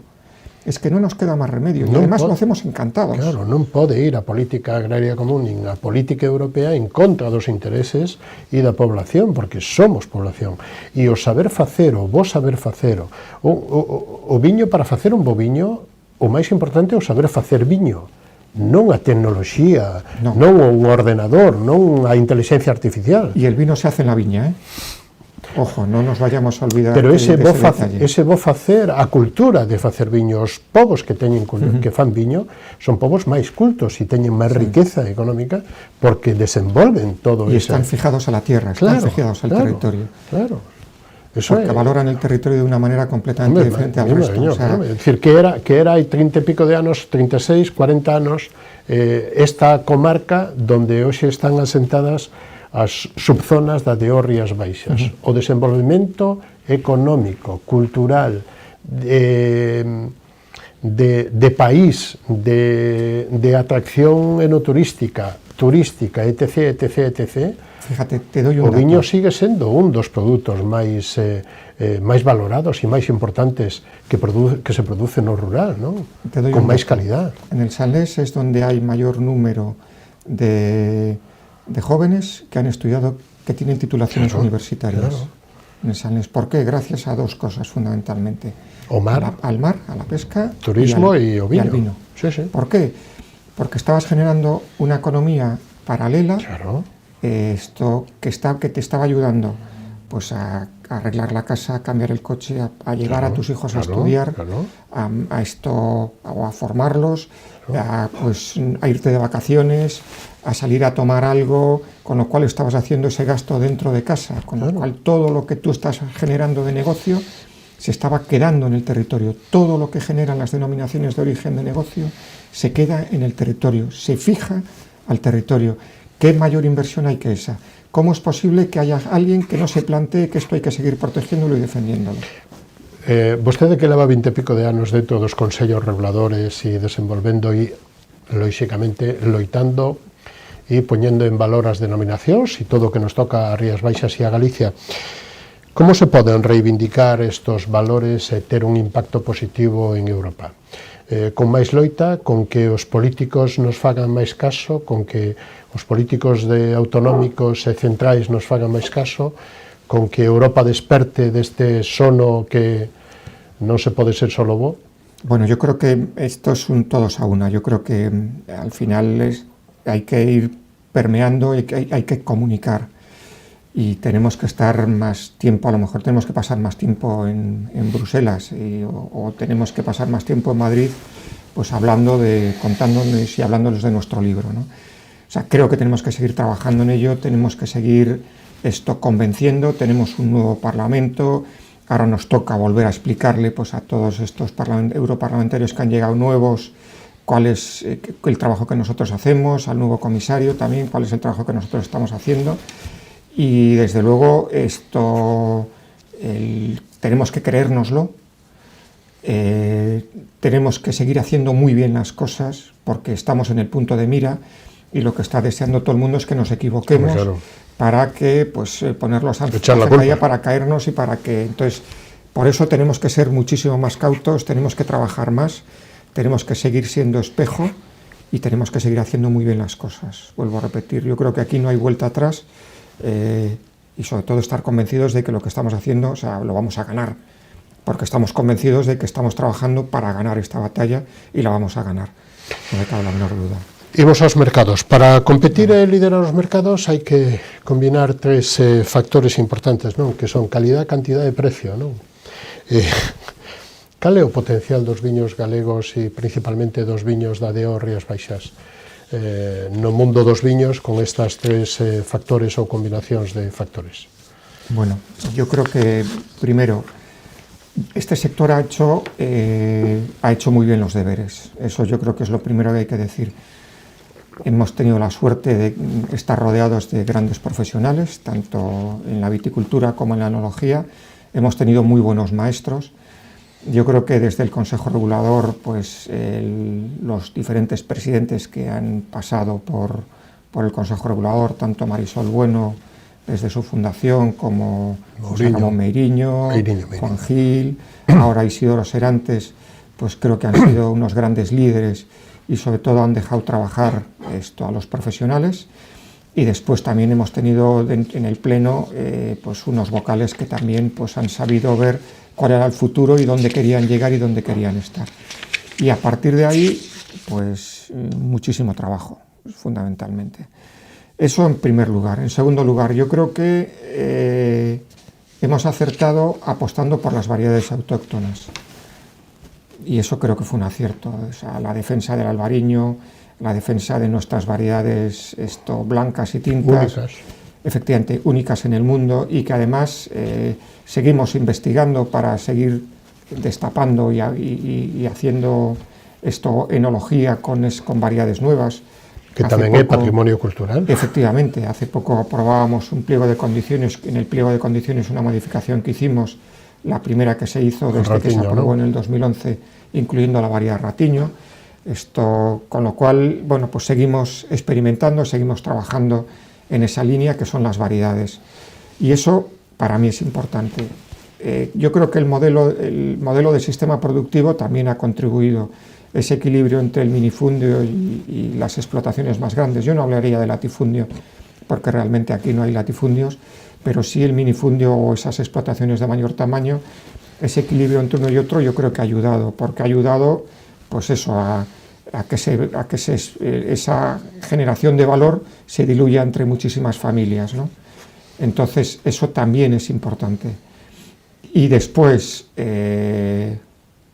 la inversión. Yo creo que hemos tenido la gran suerte de que pues, las empresas han sabido invertir y han sabido cómo invertir. Se han destinado muchísimos recursos a trabajar los mercados internacionales. Cuando mis colegas en otros consejos reguladores o en otras denominaciones de origen trabajaban en el mercado doméstico, digo, cuando trabajaban en España porque es más cómodo, te da menos problemas, etcétera, etcétera, pues en este sector la gente de Rías Baixas ya estaba con su maleta cruzando el charco y viajando pues en Estados Unidos, recorriéndose Estados Unidos, recorriéndose México, recorriendo Sudamérica, Europa, etcétera, etcétera, sin miedo, ¿no? Sobre todo, o sea, digo, con respeto, pero sin miedo. Y eso, cuando han llegado las vacas flacas, pues resulta que nosotros ya estábamos allí, estábamos posicionados. Hemos tenido mucha suerte también, porque también hay que reconocerlo, porque las instituciones han sabido creer en nosotros, probablemente no porque nosotros seamos ni más simpáticos ni más guapos, no, pero hay que ser serios y trabajadores. Efectivamente, también. Sino porque estaban viendo que, caray, esta gente está trabajando, esta gente tiene empeño, cree en lo que está haciendo, tienen un producto diferente, y entonces, bueno, pues esto han apostado por nosotros y nos han ayudado. Y estoy pensando, pues desde la Xunta de Galicia, por supuesto, la Diputación Provincial de Pontevedra, como no, los diferentes ayuntamientos, claro, los del Salnés, incluso el Ayuntamiento de Pontevedra también. Estoy pensando en el ICEX, estoy pensando en el IGAPE, etcétera, etcétera. Todas las instituciones. O sea, al final todas las administraciones se han fijado en nosotros. Pero vuelvo a repetir, se han fijado en nosotros porque nosotros les estábamos devolviendo también esto, por así decirlo, el favor. E o retorno, o el retorno del apoyo, ¿no? Claro, e o retorno. Ellos están viendo que claro, esta inversión merece la pena. Esto funciona. ¿Qué papel empezamos a tener problemas de tiempo? Vale, venga, hablo mucho, ¿no? No, no, hai que aproveitar que ven pouco por aquí, entonces hai que aproveitar. Que papel xogaron ou siguen xogando as cooperativas na DO Rías Baixas? Importantísimo. El papel de las cooperativas ha sido importante y sigue siendo importante y seguirá siendo importante. Realmente las cooperativas en Rías Baixas no son empresas al uso o no son cooperativas al uso. Claro. O sea, cuando uno oye hablar de cooperativas, esto fuera de Galicia, pues a la gente habla pues como sin conocimiento de causa desde mi punto de vista, porque creo que aquí son como empresas y funcionan con mentalidad de empresa privada, en el sentido de que pues, lo que les interesa fundamentalmente es el sector, hacer bien las cosas, y han trabajado siempre para ordenar el sector. Han sido un apoyo fundamental a los plenos, desde luego lo hablo desde mi punto de vista. Creo que cualquiera de los 4 presidentes que han pasado por el pleno del Consejo Regulador podría confirmar y corroborar lo que estoy diciendo ahora. Y desde luego... Y han aglutinado a los viticultores, ¿no? Sí, ellos han sabido aglutinar, claro, y han sabido ser ejemplo de calidad. Claro. O sea, ellos han liderado muchos aspectos de la calidad en nuestra denominación de origen. Hoy lo vemos en sus vinos, son vinos que están posicionados en cualquier lineal y en los mejores segmentos y en los mejores restaurantes, en las mejores cartas del mundo. Siempre se han sumado a todas las actividades que ha hecho el Consejo Regulador. Yo, desde luego, lo único que tengo que tener son palabras positivas y palabras de agradecimiento hacia el trabajo que han hecho ellos.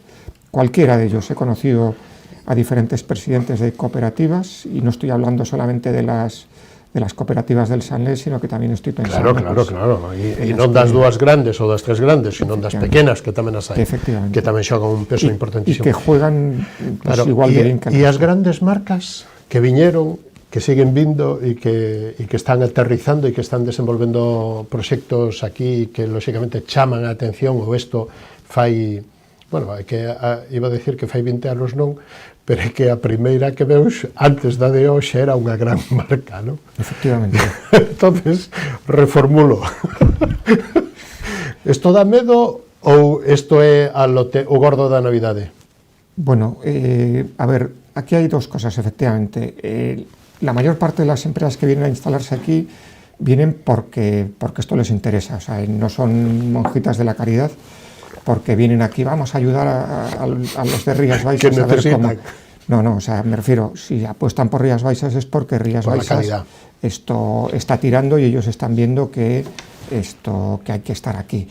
Hoy por hoy cada vez las empresas además aglutinan más, quieren aglutinar más productos para esos portfolios, para que la oferta que hacen en los mercados sea mayor, y luego pues yo creo que hay muchos mercados donde Rías Baixas se ha convertido en categoría.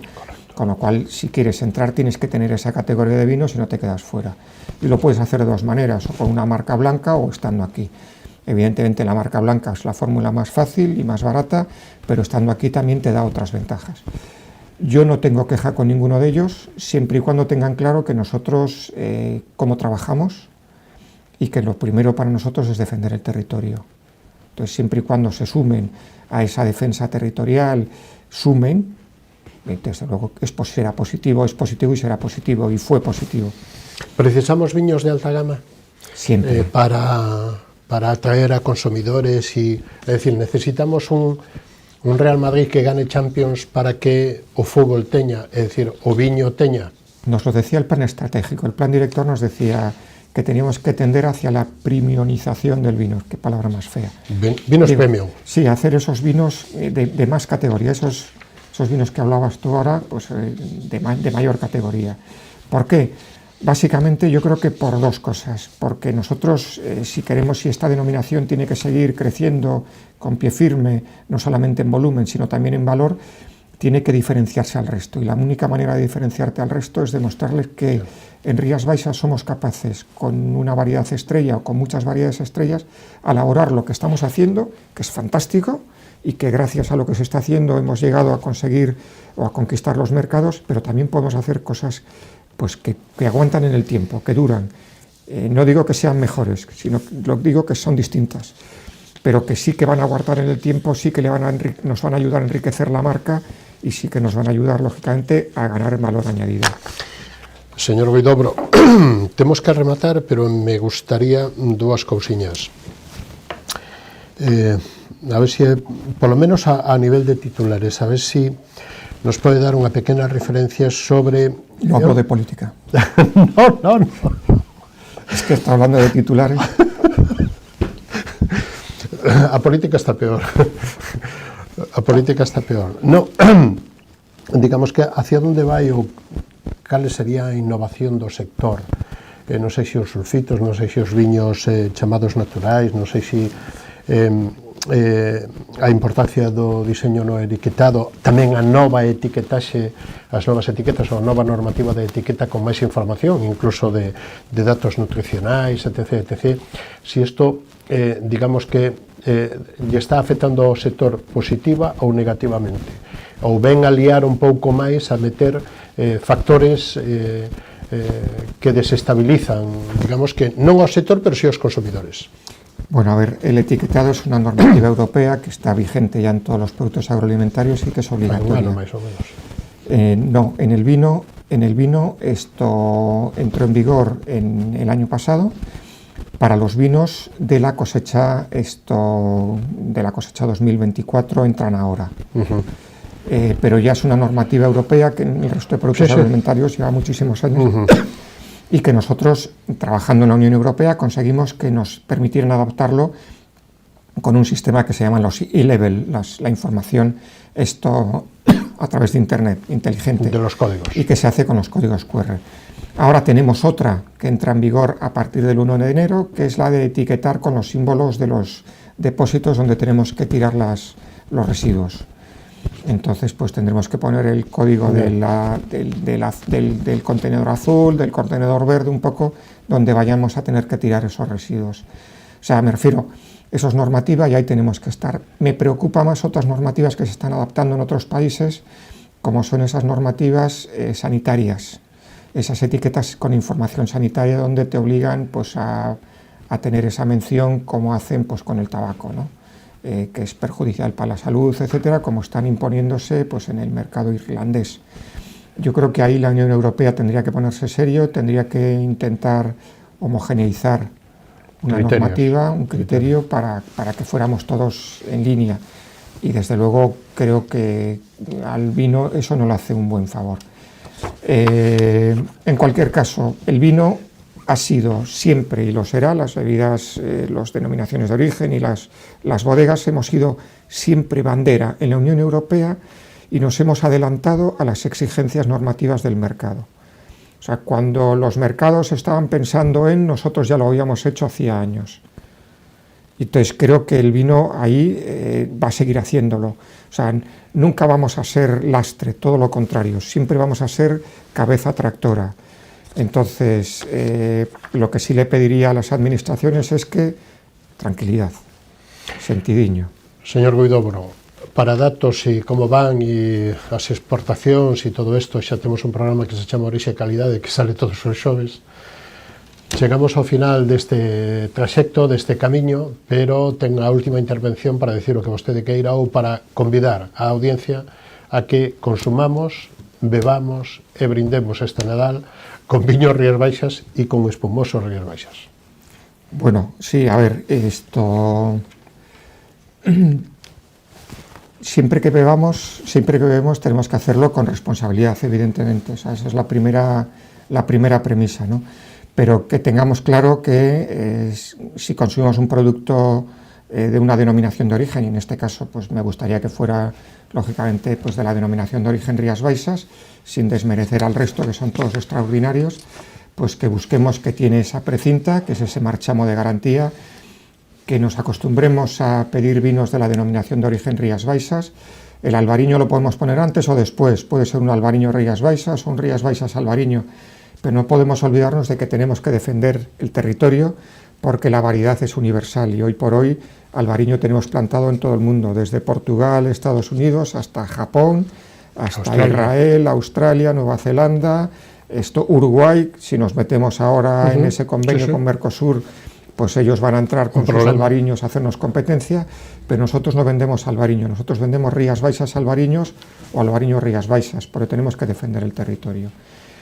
Y después esto, pues yo creo que es un producto extraordinario son unos vinos magníficos para cualquier complemento, cualquier comida, cualquier momento, no solamente para pensarlos con una comida, sino también pues en un aperitivo, en compañía con unos amigos, o incluso para disfrutar en la playa, dando un paseo en el monte o donde nos apetezca. Y si me permites, solo una última cosa. Desde aquí también me gustaría pues mandar un saludo muy fuerte a nuestros vecinos de Valencia, nuestros vecinos también, y no quiero ser, bueno, pero me imagino que esto ya lo habrá hecho mucha gente, pero yo sé que hay denominaciones de origen en Valencia que están pasándolo muy mal, que están sufriendo muchísimo, unos colegas nuestros, Utiel Requena lo está pasando muy mal porque hay todos los territorios donde tenían esas uvas, garnachas y esos moscateles muy antiguos, pues han quedado sin suelo, con lo cual, bueno, pues ahí la pérdida es terrorífica e irrecuperable. Entonces, bueno, pues desde aquí también me gustaría mandar un saludo muy grande y todo nuestro apoyo. O que nos subamos, señor Guidobro, foi un placer contar con vostede nesta edición de Falemos. Hasta unha vindeira ocasión, moi bo Nadal e hasta o ano que ven. Muchísimas gracias, el placer fue mío, como no, estar con todos ustedes. Muchísimas gracias. Nos vamos a publicidade e recibimos a Dulcinea Aguín, presidenta de Abiturga, Asociación de Vivendas Turísticas de Galicia. Así que non o perdan, falaremos sobre a nova normativa de datos, de censo de datos por aloxamento e outras cousas. Será dentro desta tienda, hasta ahora mismo.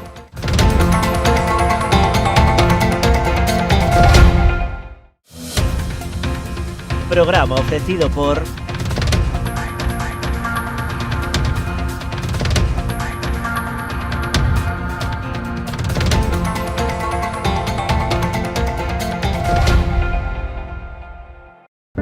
Si quededes a chamada, as súas almas vanse derrumbar. O reto non só está en acompañarte a ti, senón a esa parte túa que queda con eles aquí. Esa é a miña misión, meu obxectivo, miña maneira de vivir. Coñecémonos de toda a vida. A ti que te fuches, vaite tranquila, tranquilo. Precisas enviar ou recibir mercadorías de xeito rápido, seguro e económico? Confía nunha empresa galega con anos de experiencia demostrada, con frota de vehículos adaptados ás túas necesidades e cun equipo de profesionais cualificados e experimentados. O teu mellor aliado, Transportes Galiport. Temos paixón polos nosos clientes.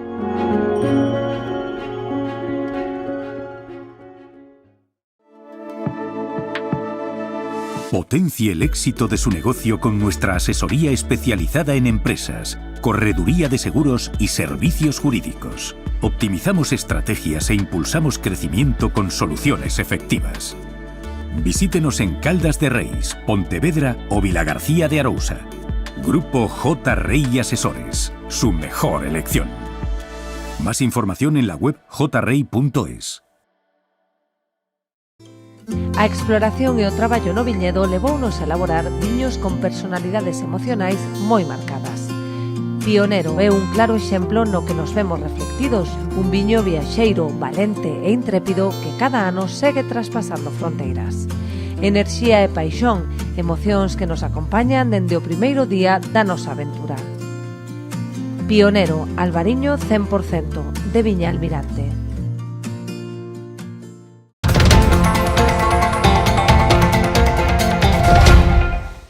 Pois de novo, estamos con todos vostedes, saudamos e lle damos a boa noite e a benvida a Dulcinea Aguín, presidenta de Abiturga, Asociación de Vivendas Turísticas de Galicia. Moi boa noite, benvida, señora Aguín, como estamos? Moi ben, moitas gracias por a invitación e boa noite a todos. Bueno, o pasado día 2, é dicir, fai 10 días, entraba en vigor un decreto que obliga os viaxeiros a facer un rexistro con moitos máis datos e aportar moitos datos, non? Como definiría este Real Decreto 933 do 21 sobre o rexistro de viaxeiros? E como lles afecta isto ao sector máis, posiblemente, dos máis pequenos ou máis pequeno que a un alquilador de unha vivenda turística?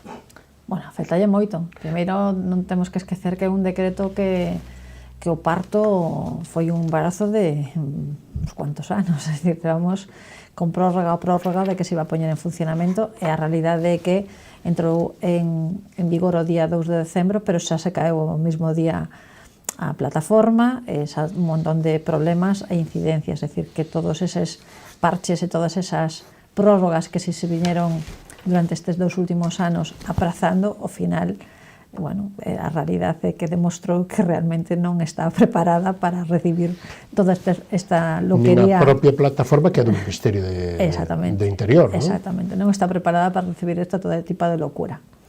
Despois, desde o punto de vista, hai 2 puntos de vista a ter en conta, non?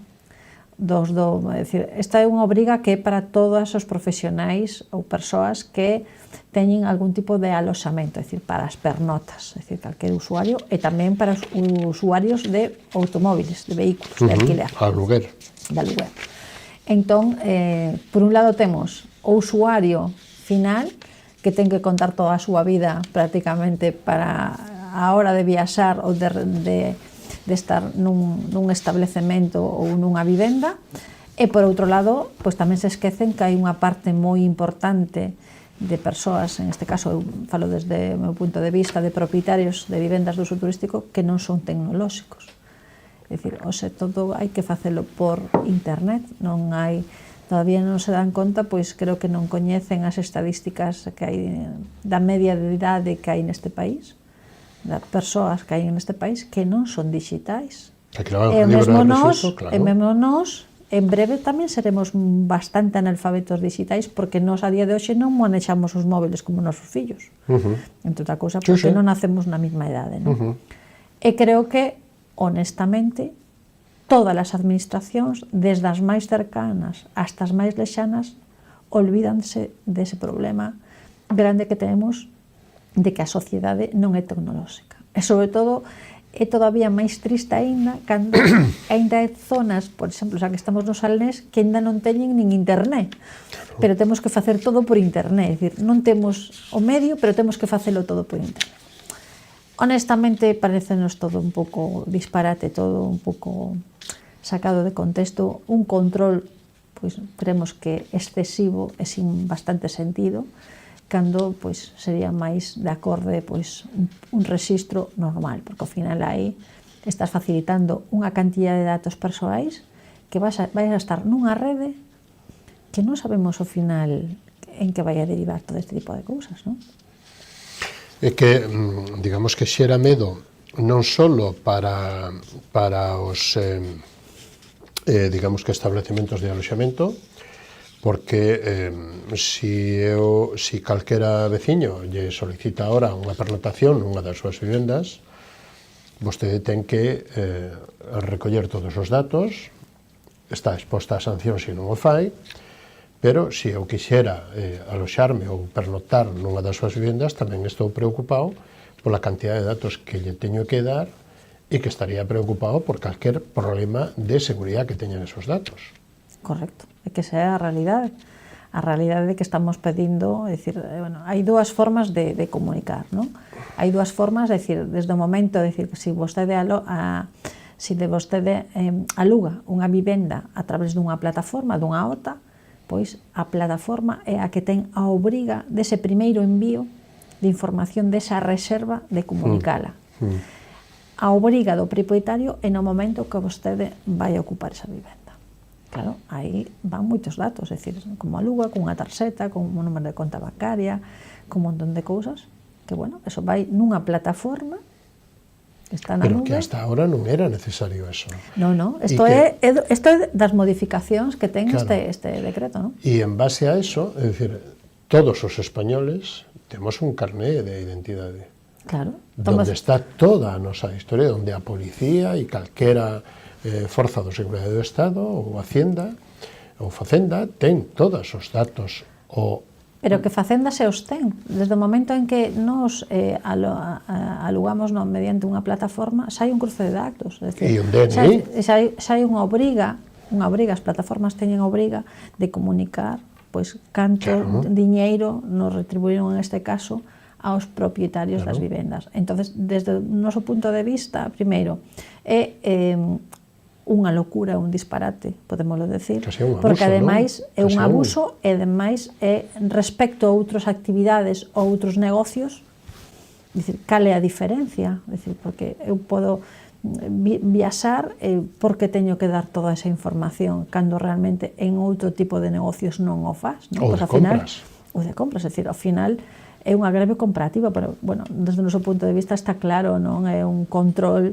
Non sabemos moi ben a onde nos vai a levar este control ou se realmente cal é o fin objetivo. O que sí está claro é que eso vai a xenerar, por un lado, unha inseguridade no usuario, unha inseguridade no propietario e ao mesmo tempo no propietario, en este caso, ou en calquer profesional do sector turístico, xa non nos chega coa cantidad de burocracia que temos que hai que poñerlle unha pouca máis. E despois hai que partir do feito de que non todo o mundo ten os coñecementos para facelo e ten que acudir a un terceiro ou un cuarto correspondente coste económico. Entonces, bueno, esta é a realidade na que estamos sometidos, pero non é únicamente no turismo. Hai un momento, estuvo aquí unha persoa do viño que podemos coller a calquer viticultor da nosa zona que se ten a arrancar a viña ten que pedir un permiso por internet, se a vai a poñer tamén ten que pedir outro permiso por internet, se te vai facer unha estadística, é dicir, ao final estamos todos burócratas, non? Está todo burocratizado que ao final dices, bueno, é que me leva máis tempo facer os papeles que todo o traballo que realmente que teño que facer, non? Sí, o que pasa é que aquí, digamos, aquí hai, é dicir, o dar o número de teléfono fixo o móvil, os fixos agora supoño que deben de ser os mínimos, non? Claro.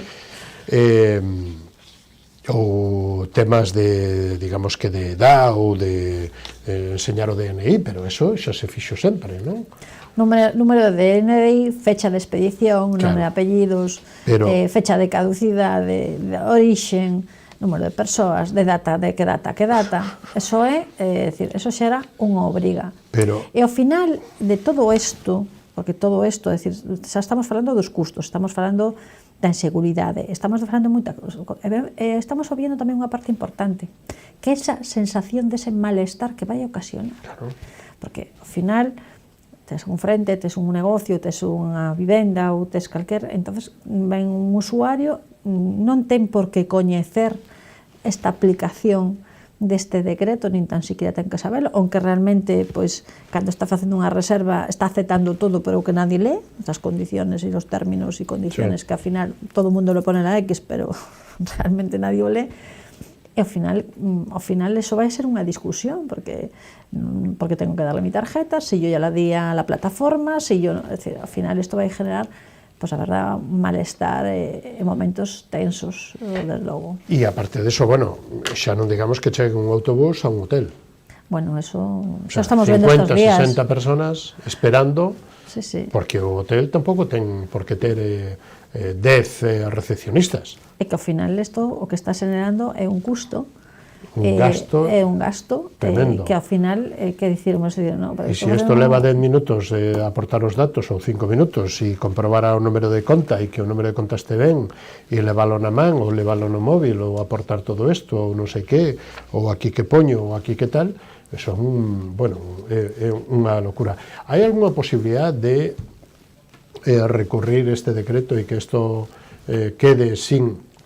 Bueno, aquí o que se fixo durante todo este tempo, estes aprazamentos que se foi intentando, bueno, constanos que o Ministerio estou falando durante moito tempo co sector, e bueno, a verdade non se chegou ao entendemento, porque ademais hai cousas que son absurdas, en sentido de decir, vamos a ver, vostede ahora mesmo pode estar reservando unha vivenda pa xuño, pero non está reservando unha, está reservando 10, porque pode facelo, é dicir, non ten período de cancelación, ten un período de cancelación, eu podo reservar a miña, a súa, a outra, pero resulta que a mesma OTA está comunicando esa reserva ao Ministerio, pero resulta que dentro dun mes xusto antes de empezar a rechazar Entón, hai que cancelar. Entón, hai que facer, é dicir, por un lado, a plataforma se comunicou, pero resulta que despois vostedes non vai a esa vivenda que das 10 só escolle unha e resulta que hai que rexeitar as outras, non? É dicir, vamos a ver, sempre os datos se recolleron para o momento de que a persona iba a pernotar, non? O futuro xa sabremos o que pasa, sabemos en el presente, pero cantas o futuro... veces se pode, cantas veces hai que cancelar por causa de forza maior. Efectivamente, entonces, é dicir, a obriga que tiñamos hasta ahora é que 24 horas desde que a persoa pernota nunha vivenda, neste caso, era a obriga de comunicar. Ahora non, é dicir, ahora son 2 envíos, primeiro desde a reserva e despois os viaxeiros que se aloxan cando se van a aloxar, non? Explique un pouquiño para a audiencia e para, lóxicamente, pois tamén para o sector, que ven sendo a plataforma SES.hospedajes. Bueno, é unha plataforma que pon en funcionamento o Ministerio do Interior, que o que ven é anular, é dicir, anteriormente tiñamos a obriga de comunicar os huéspedes que se aloxaban nos nosos negocios, ven de 2 maneiras. Nas capitais, pois, facíase a través da aplicación da Policía Nacional, ou nos concellos medianamente grandes, e nos outros facíase a través de, neste caso, da Garda Civil, non? Entonces teñemos, había que chamabas hospederías, entonces, bueno, teníamos un código de usuario e contraseña, cada un dos propietarios e metíamos os datos. Bueno, ahora o que se fixo é que eso elimínase completamente e o que se pretende unificar, ¿no? Unificar, eliminar esas 2 plataformas e unifícase nas ex hospedases. Entonces aí, bueno, pues este é un saco, ¿no? Un saco aí donde, o que lle decía, é dicir, unha parte dos datos que se emitíamos mantéñese, nomes, apellidos, DNI, o normal, pero temos 2 envíos, o que decíamos, ¿no? Si vostede ahora mismo reserva directamente un propietario para agosto, pois ten a obriga xa de comunicar ese primeiro envío da persoa que lle reservou, o número de contrato, como reserva, nome, apellidos, e despois, no momento en que se acerca agosto, vai a vir, é dicir, a data, entonces ten que comunicar todos os huéspedes que van a ir con esa reserva. É dicir, se esa reserva un señor que reservou 5 persoas, pois entonces ten a obriga, despois aí sai, é dicir, se son menores de edad, xa ten que poñer os datos de parentesco, xa ten que poñer como pagou, se paga por tarxeta, cal é o número da tarxeta, se paga por transferencia, cal é o número do banco, e, bueno, todos os datos que realmente hasta agora non se facía, non? Claro, todos máis ou menos somos conscientes de que nunha cadena hoteleira das grandes, por decirlo de algún xeito, pois como cando oímos ao banco, pois nos fiamos un pouco do entramado, digamos que de software que teña, non?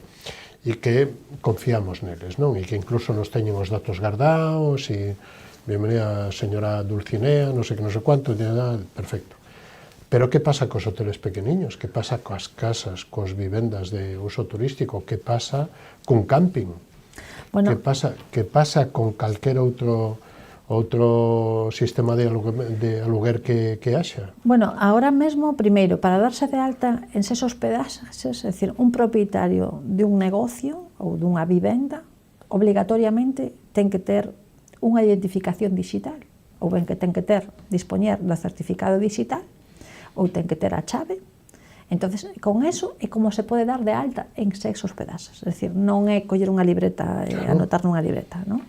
Entonces, unha vez que se dá de alta en SES hospedaxes, bueno, eso se genera un usuario, unha contraseña, que ao final non é papel físico o que vamos a ter, sino todo vai a estar archivado nesa plataforma. Todo virtual. Todo, é dicir, o que vai a facer é que unha persoa que se aloxa, salvo que utilice pois algún medio tecnolóxico como pode ser un channel manager ou un PMS ou unha aplicación app que o vai a facer xa de unha forma directa, pero se o fai de unha forma máis manual, pois ten que ter unha tablet, ten que ter un ordenador, e así que veñen os clientes, pois ten que ir cubrindo directamente na plataforma os datos dos usuarios, e supostamente son os que, en este caso, SES hospedaxes, son os que van a custodiar eses datos, non?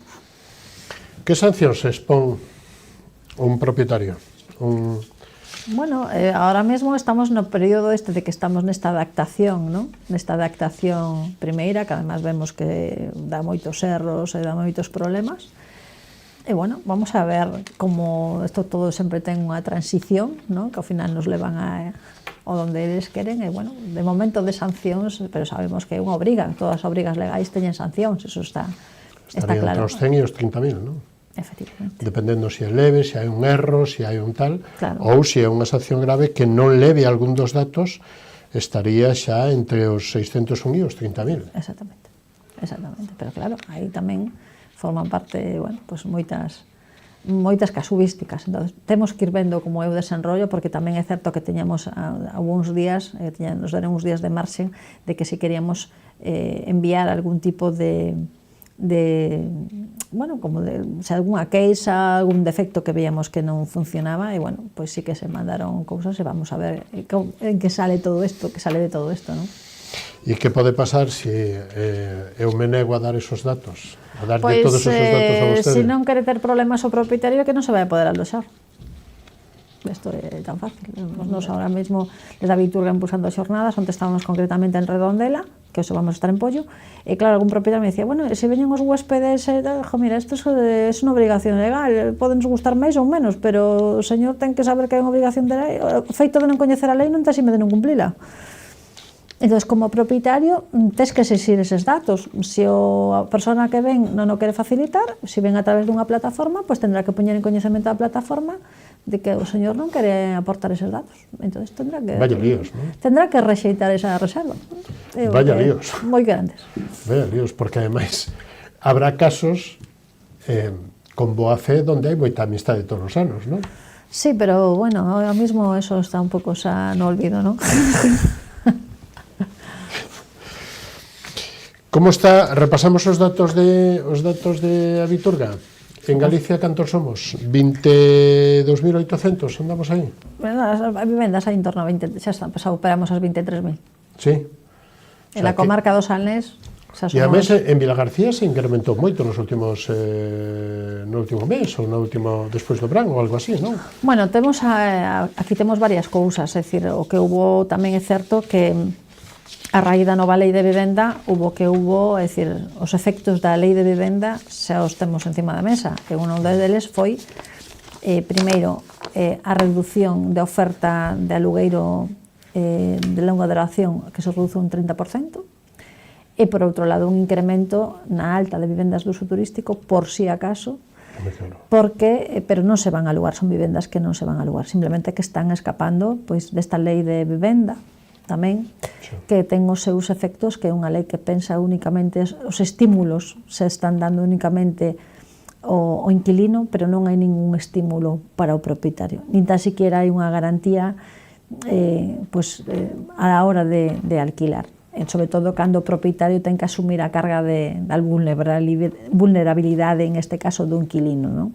Que eso é un contrasentido. É un contrasentido, pero bueno, eu debo decir unha cousa tamén, que nos cansamos por activa e por pasiva e escoitamos a moitísimos asentes sociais que falan en contra da lei de vivenda, pero ainda non coñezco ningunha iniciativa en ningún sitio que digan, oiga, mire que esta lei está demostrado que non funciona, oiga, que esta lei ten que ter unha serie de obrigas e dereitos tanto pos propietarios como os inquilinos, esta lei hai que modificala, retirala ou facer outra. Eu ainda non escoitei esa proposta de ninguén. Todo o mundo falamos, pero a realidad é dicir, está sendo un problema, sí, porque reduxo a oferta un 30%. As estímulos só se están dando para a demanda, non se están dando para a oferta, cando hai parque inmobiliario suficiente para dar cabida a esa demanda. Todas as restriccións que se establecen sempre levan un efecto, e ese efecto é o incremento do precio. Estámoslo vendo.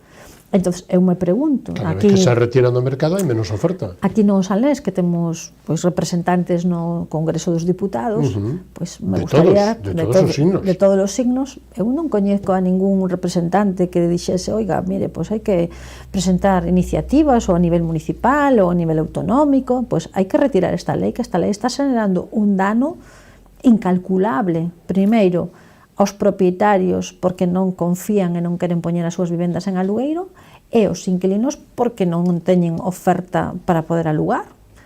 Entonces, é un problema de vivenda, hai un problema, pero tamén hai que buscarlle unha capacidade de xestión e buscar solucións, pero aquí o máis fácil é pois culparnos a outros de todos os males, non? Claro, pero o propietario dunha vivenda ou de 5 vivendas ou de 10 vivendas non pode asumir a responsabilidade de a xente que necesita unha vivenda, terá que ser o Estado.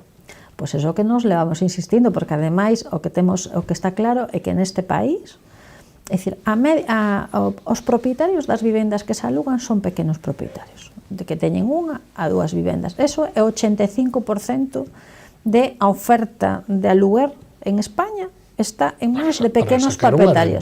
Para sacar unha rentiña, para eso se aforrou o abuelo, aforrou mamá ou papá, e, bueno, pois temos a casa da abuela ou temos o piso de non sei que, e entonces, bueno, pois alugamos. Pero claro, o aluguer ahora ten medo, porque se o inquilino non paga, eu teño que seguir pagando todo. Exactamente. E non só eso, e demais, eu teño que demostrar... E se me rompe, e se me destroza, e se me non sei que, e é insolvente... ten que se facer cargo o propietario, e non só eso, a carga da prueba eu teño que demostrar como propietario que eu son insolvente. Ao final acabou a ser insolvente, acabou a ser vulnerable son eu, porque se eu teño que seguir pagando os gastos desa vivenda e resulta que era un complemento para a miña economía familiar, pois ao final a que me estou volvendo vulnerable son eu. Bueno, pois isto é un modelo de sociedade, é dicir, cando algo non funciona, en este caso, esta lei non funciona, e non porque a digan os propietarios, sino porque a dicen os administradores de fincas, porque dice todo, é dicir, está testado de que non funciona, e sobre todo cos datos que obligou a reducción da oferta nun 30%, oiga, cando algo non funciona, se modifica ou se elimina, e se hace unha nueva, pero non, que se ve que isto non é unha cousa que non... Bueno, pero que incluso se está potenciando e se está alimentando a que surxan, a que se generen, a que se mencionen que hai plataformas a favor de, non? Bueno, bueno, a ver, hai días que lee moitas cousas, é dicir, a mí me produce tristeza, sobre todo, non? Me produce tristeza porque, ademais, mira, cando, por exemplo, aquí o vemos en algún lugar, pois non mo leixano aquí, non? Pois que hai movilizaciones en contra, porque ademais, mira, cando, por exemplo, aquí o vemos en algún lugar, pois non mo leixano aquí, non? Pois que hai movilizaciones en contra do turismo, dices tú, madre mía, en contra do turismo. Aquí temos os datos da comarca do Salnés do mes de novembro, de que hai 5.000 persoas que están buscando emprego, e sobre todo veuse ese aumento de paro concretamente cando finalizou a temporada, e dices tú, madre mía, pero como é posible que a xente se poña en contra do turismo, que o turismo nos dá de comer a todos, de unha forma directa ou indirecta, a todos nos dá de comer o turismo. Entón, pero ao final, bueno, pues son mantras que quedan aí, non? De que turistas fora, dices tú, madre mía, pero isto como pode ser? Eu non só estou pensando en concellos de costa, ahora mismo, pues aquí no Salnés, que temos en torno a 6.000 vivendas de uso turístico, era impensable hai non moito tempo que as vivendas que estuvesen en Meis, que estuvesen en Ribadumia, que estuvesen en Meaño, é dicir, que estuvesen en concellos do interior, sempre estaba máis unido a concellos de costa, Sanxenxo, Grove, pero claro, e ahora mismo, pois que alegría, non? É dicir, que alegría que unha persoa poda aluxarse pois en Meis, en Meaño, en Ribadumia, pois con casas espectaculares, estupendas, e sobre todo porque están poñendo en valor todo ese encanto que ten esas zonas, non? O territorio, a nosa zona. E non só eso, é dicir, o que tamén temos que valorar, é dicir, cantos negocios funcionan a raíz desas pernotacións. A xente que ven aquí ten que comer, ten que beber, ten que comprar. Entonces dices tú, como é posible? Pois é posible, sobre todo cando se leva traballando moitísimos anos precisamente para chegar a unha situación, pero seguimos sendo un destino moi estacional. Somos un destino de que chega o 10 de setembro o caen a cerrar as persianas. Entonces, bueno, que porque temos un mes, 45 días máis xente bueno, ese é un problema, dices, bueno, isto triste, penoso, a verdad. E aparte deso, algún concello axuda subindo a taxa do lixo, ou quer axudar subindo a taxa do lixo de unha maneira que vostedes consideran desproporcionada? E un concello daqui da comarca, hai un, non? Bueno, ahora mismo temos un concello que concretamente o máis pequeno, A Illa de Arousa. que é a Illa de Arousa, que é un concello que ten 5.000 habitantes, ou próximo, anda sempre aí, Está aí nese marxe, sempre sí. anda aí no marxe, non? Un poquinho para diante, un poquinho para atrás, e que pasa un propietario que teña unha vivenda na Illa de Arousa, que ahora mesmo hai 225 vivendas de uso turístico, pois está pagando unha tasa de 104 euros ao ano a casi unha de 500. E ademais, é dicir, é igual que a vivenda teña un dormitorio como que teña 5. A tasa é a mesma, é dicir, é o mesmo lixo. Entonces, claro, nos o que vemos, isto está claro que é un posiciona que Pero estamos en contra. 25. A Illa de Arousa, que de parte deso, pois non ten hoteles, non é a Illa Un da hotel. Toxa. Ten un hotel. Por eso non é a Illa da Toxa. Ten un hotel, 3 campings. Entonces, 200 vivendas que poden ser 200 familias ou 200 turistas é unha masificación. Bueno, pois é que aquí o plantaxamento sempre é o mismo, non? O que paguen eles e... Pero que a pregunta, é dicir, podemos facernos a inversa, non? É dicir, unha vivenda de uso turístico na illa, pois ocúpase 40 días ou 45 días ao ano. Pero paga a tasa de lixo todo o ano. Pois entonces, en comparación, pois unha vivenda que está todo o ano, un agravio comparativo. É un agravio comparativo. Si facemos a media das tasas que se paga por persoa, pois a unha propietaria dunha vivenda de uso turístico, unha vivenda de 4 plazas, sale ya 94 euros plaza, mentres que outro tipo de figuras está en 8 euros, 9 euros. Entonces, onde está a xusticia tributaria? E despois, ao mesmo tempo, desta maneira, sería un servicio co que se gañaría cartos. Os servicios públicos non son para gañar cartos, son para dar servicios. Como moito hai que cubrir os custos. Que van a facer como asociación para defender aos propietarios de estas vivendas que se atopan nesta situación? Bueno, nosotros estamos facendo, é dicir, por parte de Abiturga, bueno, pues estuvemos asesorando tamén a todos os propietarios, presentaron as súas alegacións, ahora mesmo están en un período de recolla de firmas, solicitaron un pleno extraordinario, sobre todo porque o que estamos pedindo é que se retire ese padrón fiscal, claro, que teñen en vigor e que fagan un de acorde pois a realidade e do tipo de loxea de vivenda, porque nós non somos negocios, non somos actividades económicas, somos o que somos, son alugueiros de curta duración. Entón, somos, ben o decreto, para darnos de alta, no decreto, unha das características é que temos que estar en uso residencial, é dicir, somos compatibilizados. Entón, bueno, vamos a ir vendo todo este período, pero o que ten claro a Abiturga desde o momento cero, así o estamos facendo en Santiago, é dicir, nós vamos a defender sempre os intereses dos propietarios. Creo que somos unha asociación que se pode falar con nós, podemos chegar a entendimentos, podemos chegar a acordos, pero que non podemos chegar non podemos estar de acordo en abusos, en locuras, en ese tipo de cousas. E independentemente de que chegado o seu momento, pois que haya que falar pois do modelo turístico, que nadie quere falar deso. Porque claro, falar dun modelo turístico dun concello implica moitas cousas. E hai que tomar decisións. E sobre todo tens que ter claro onde estás e a onde queres ir. Entón, eu o que vexo é que aquí se toman as iniciativas, pero modelo, e o que se quere non coñezo.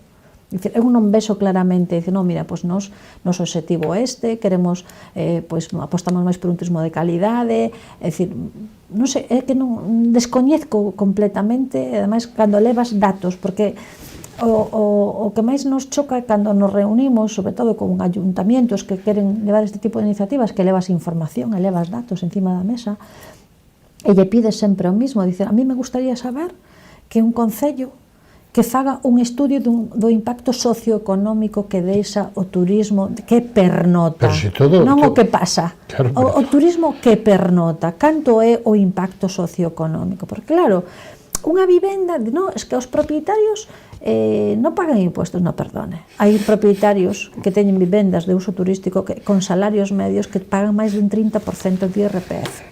Punto número 1. Segundo punto, o emprego todo que xeramos, porque son casas que hai que telas pintadas, necesitas carpinteiro, fontanero, electricista, lavandería, empresas que te fan reparación, etcétera, etcétera.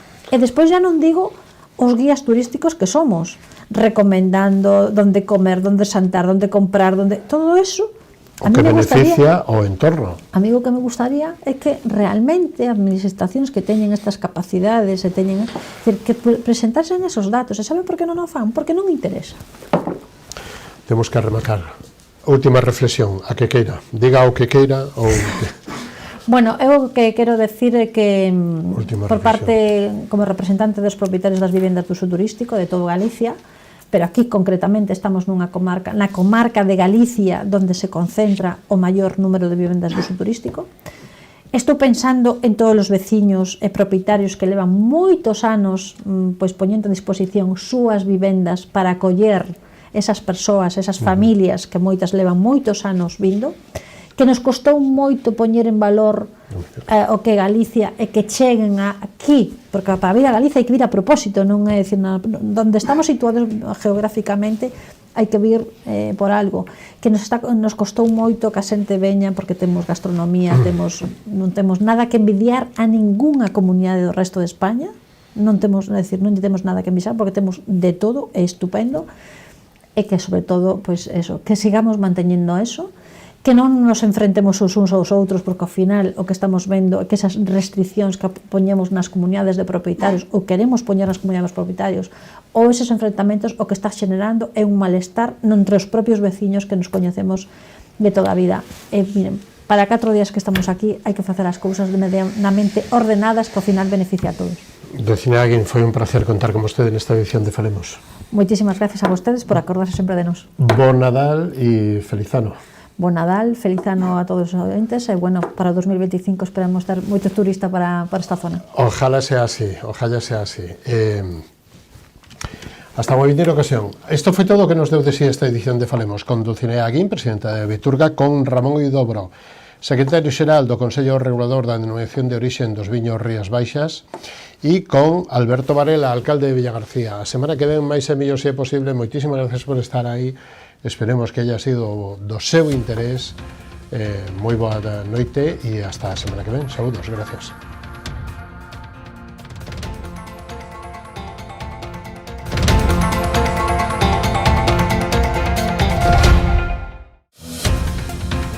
Programa ofrecido por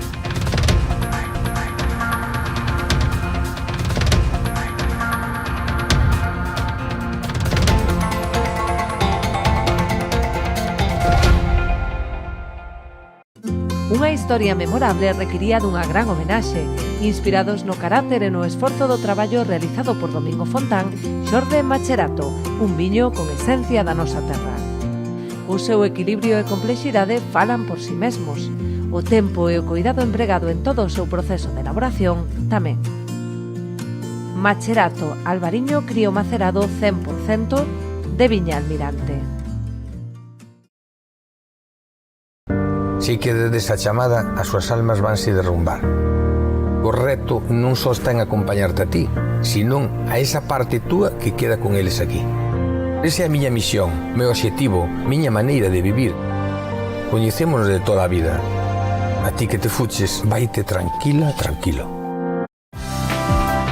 Queremos ser a túa empresa de transporte terrestre, marítimo ou aéreo, para envío de paquetería, paletería, largos, crupaxes ou carga completa. A fiabilidade e o trato directo co cliente son as nosas señas de identidade. Levamos 40 anos achegando solucións de almacenaxe, logística e transporte porta a porta, con disponibilidade 24 horas ao día, 365 días ao ano.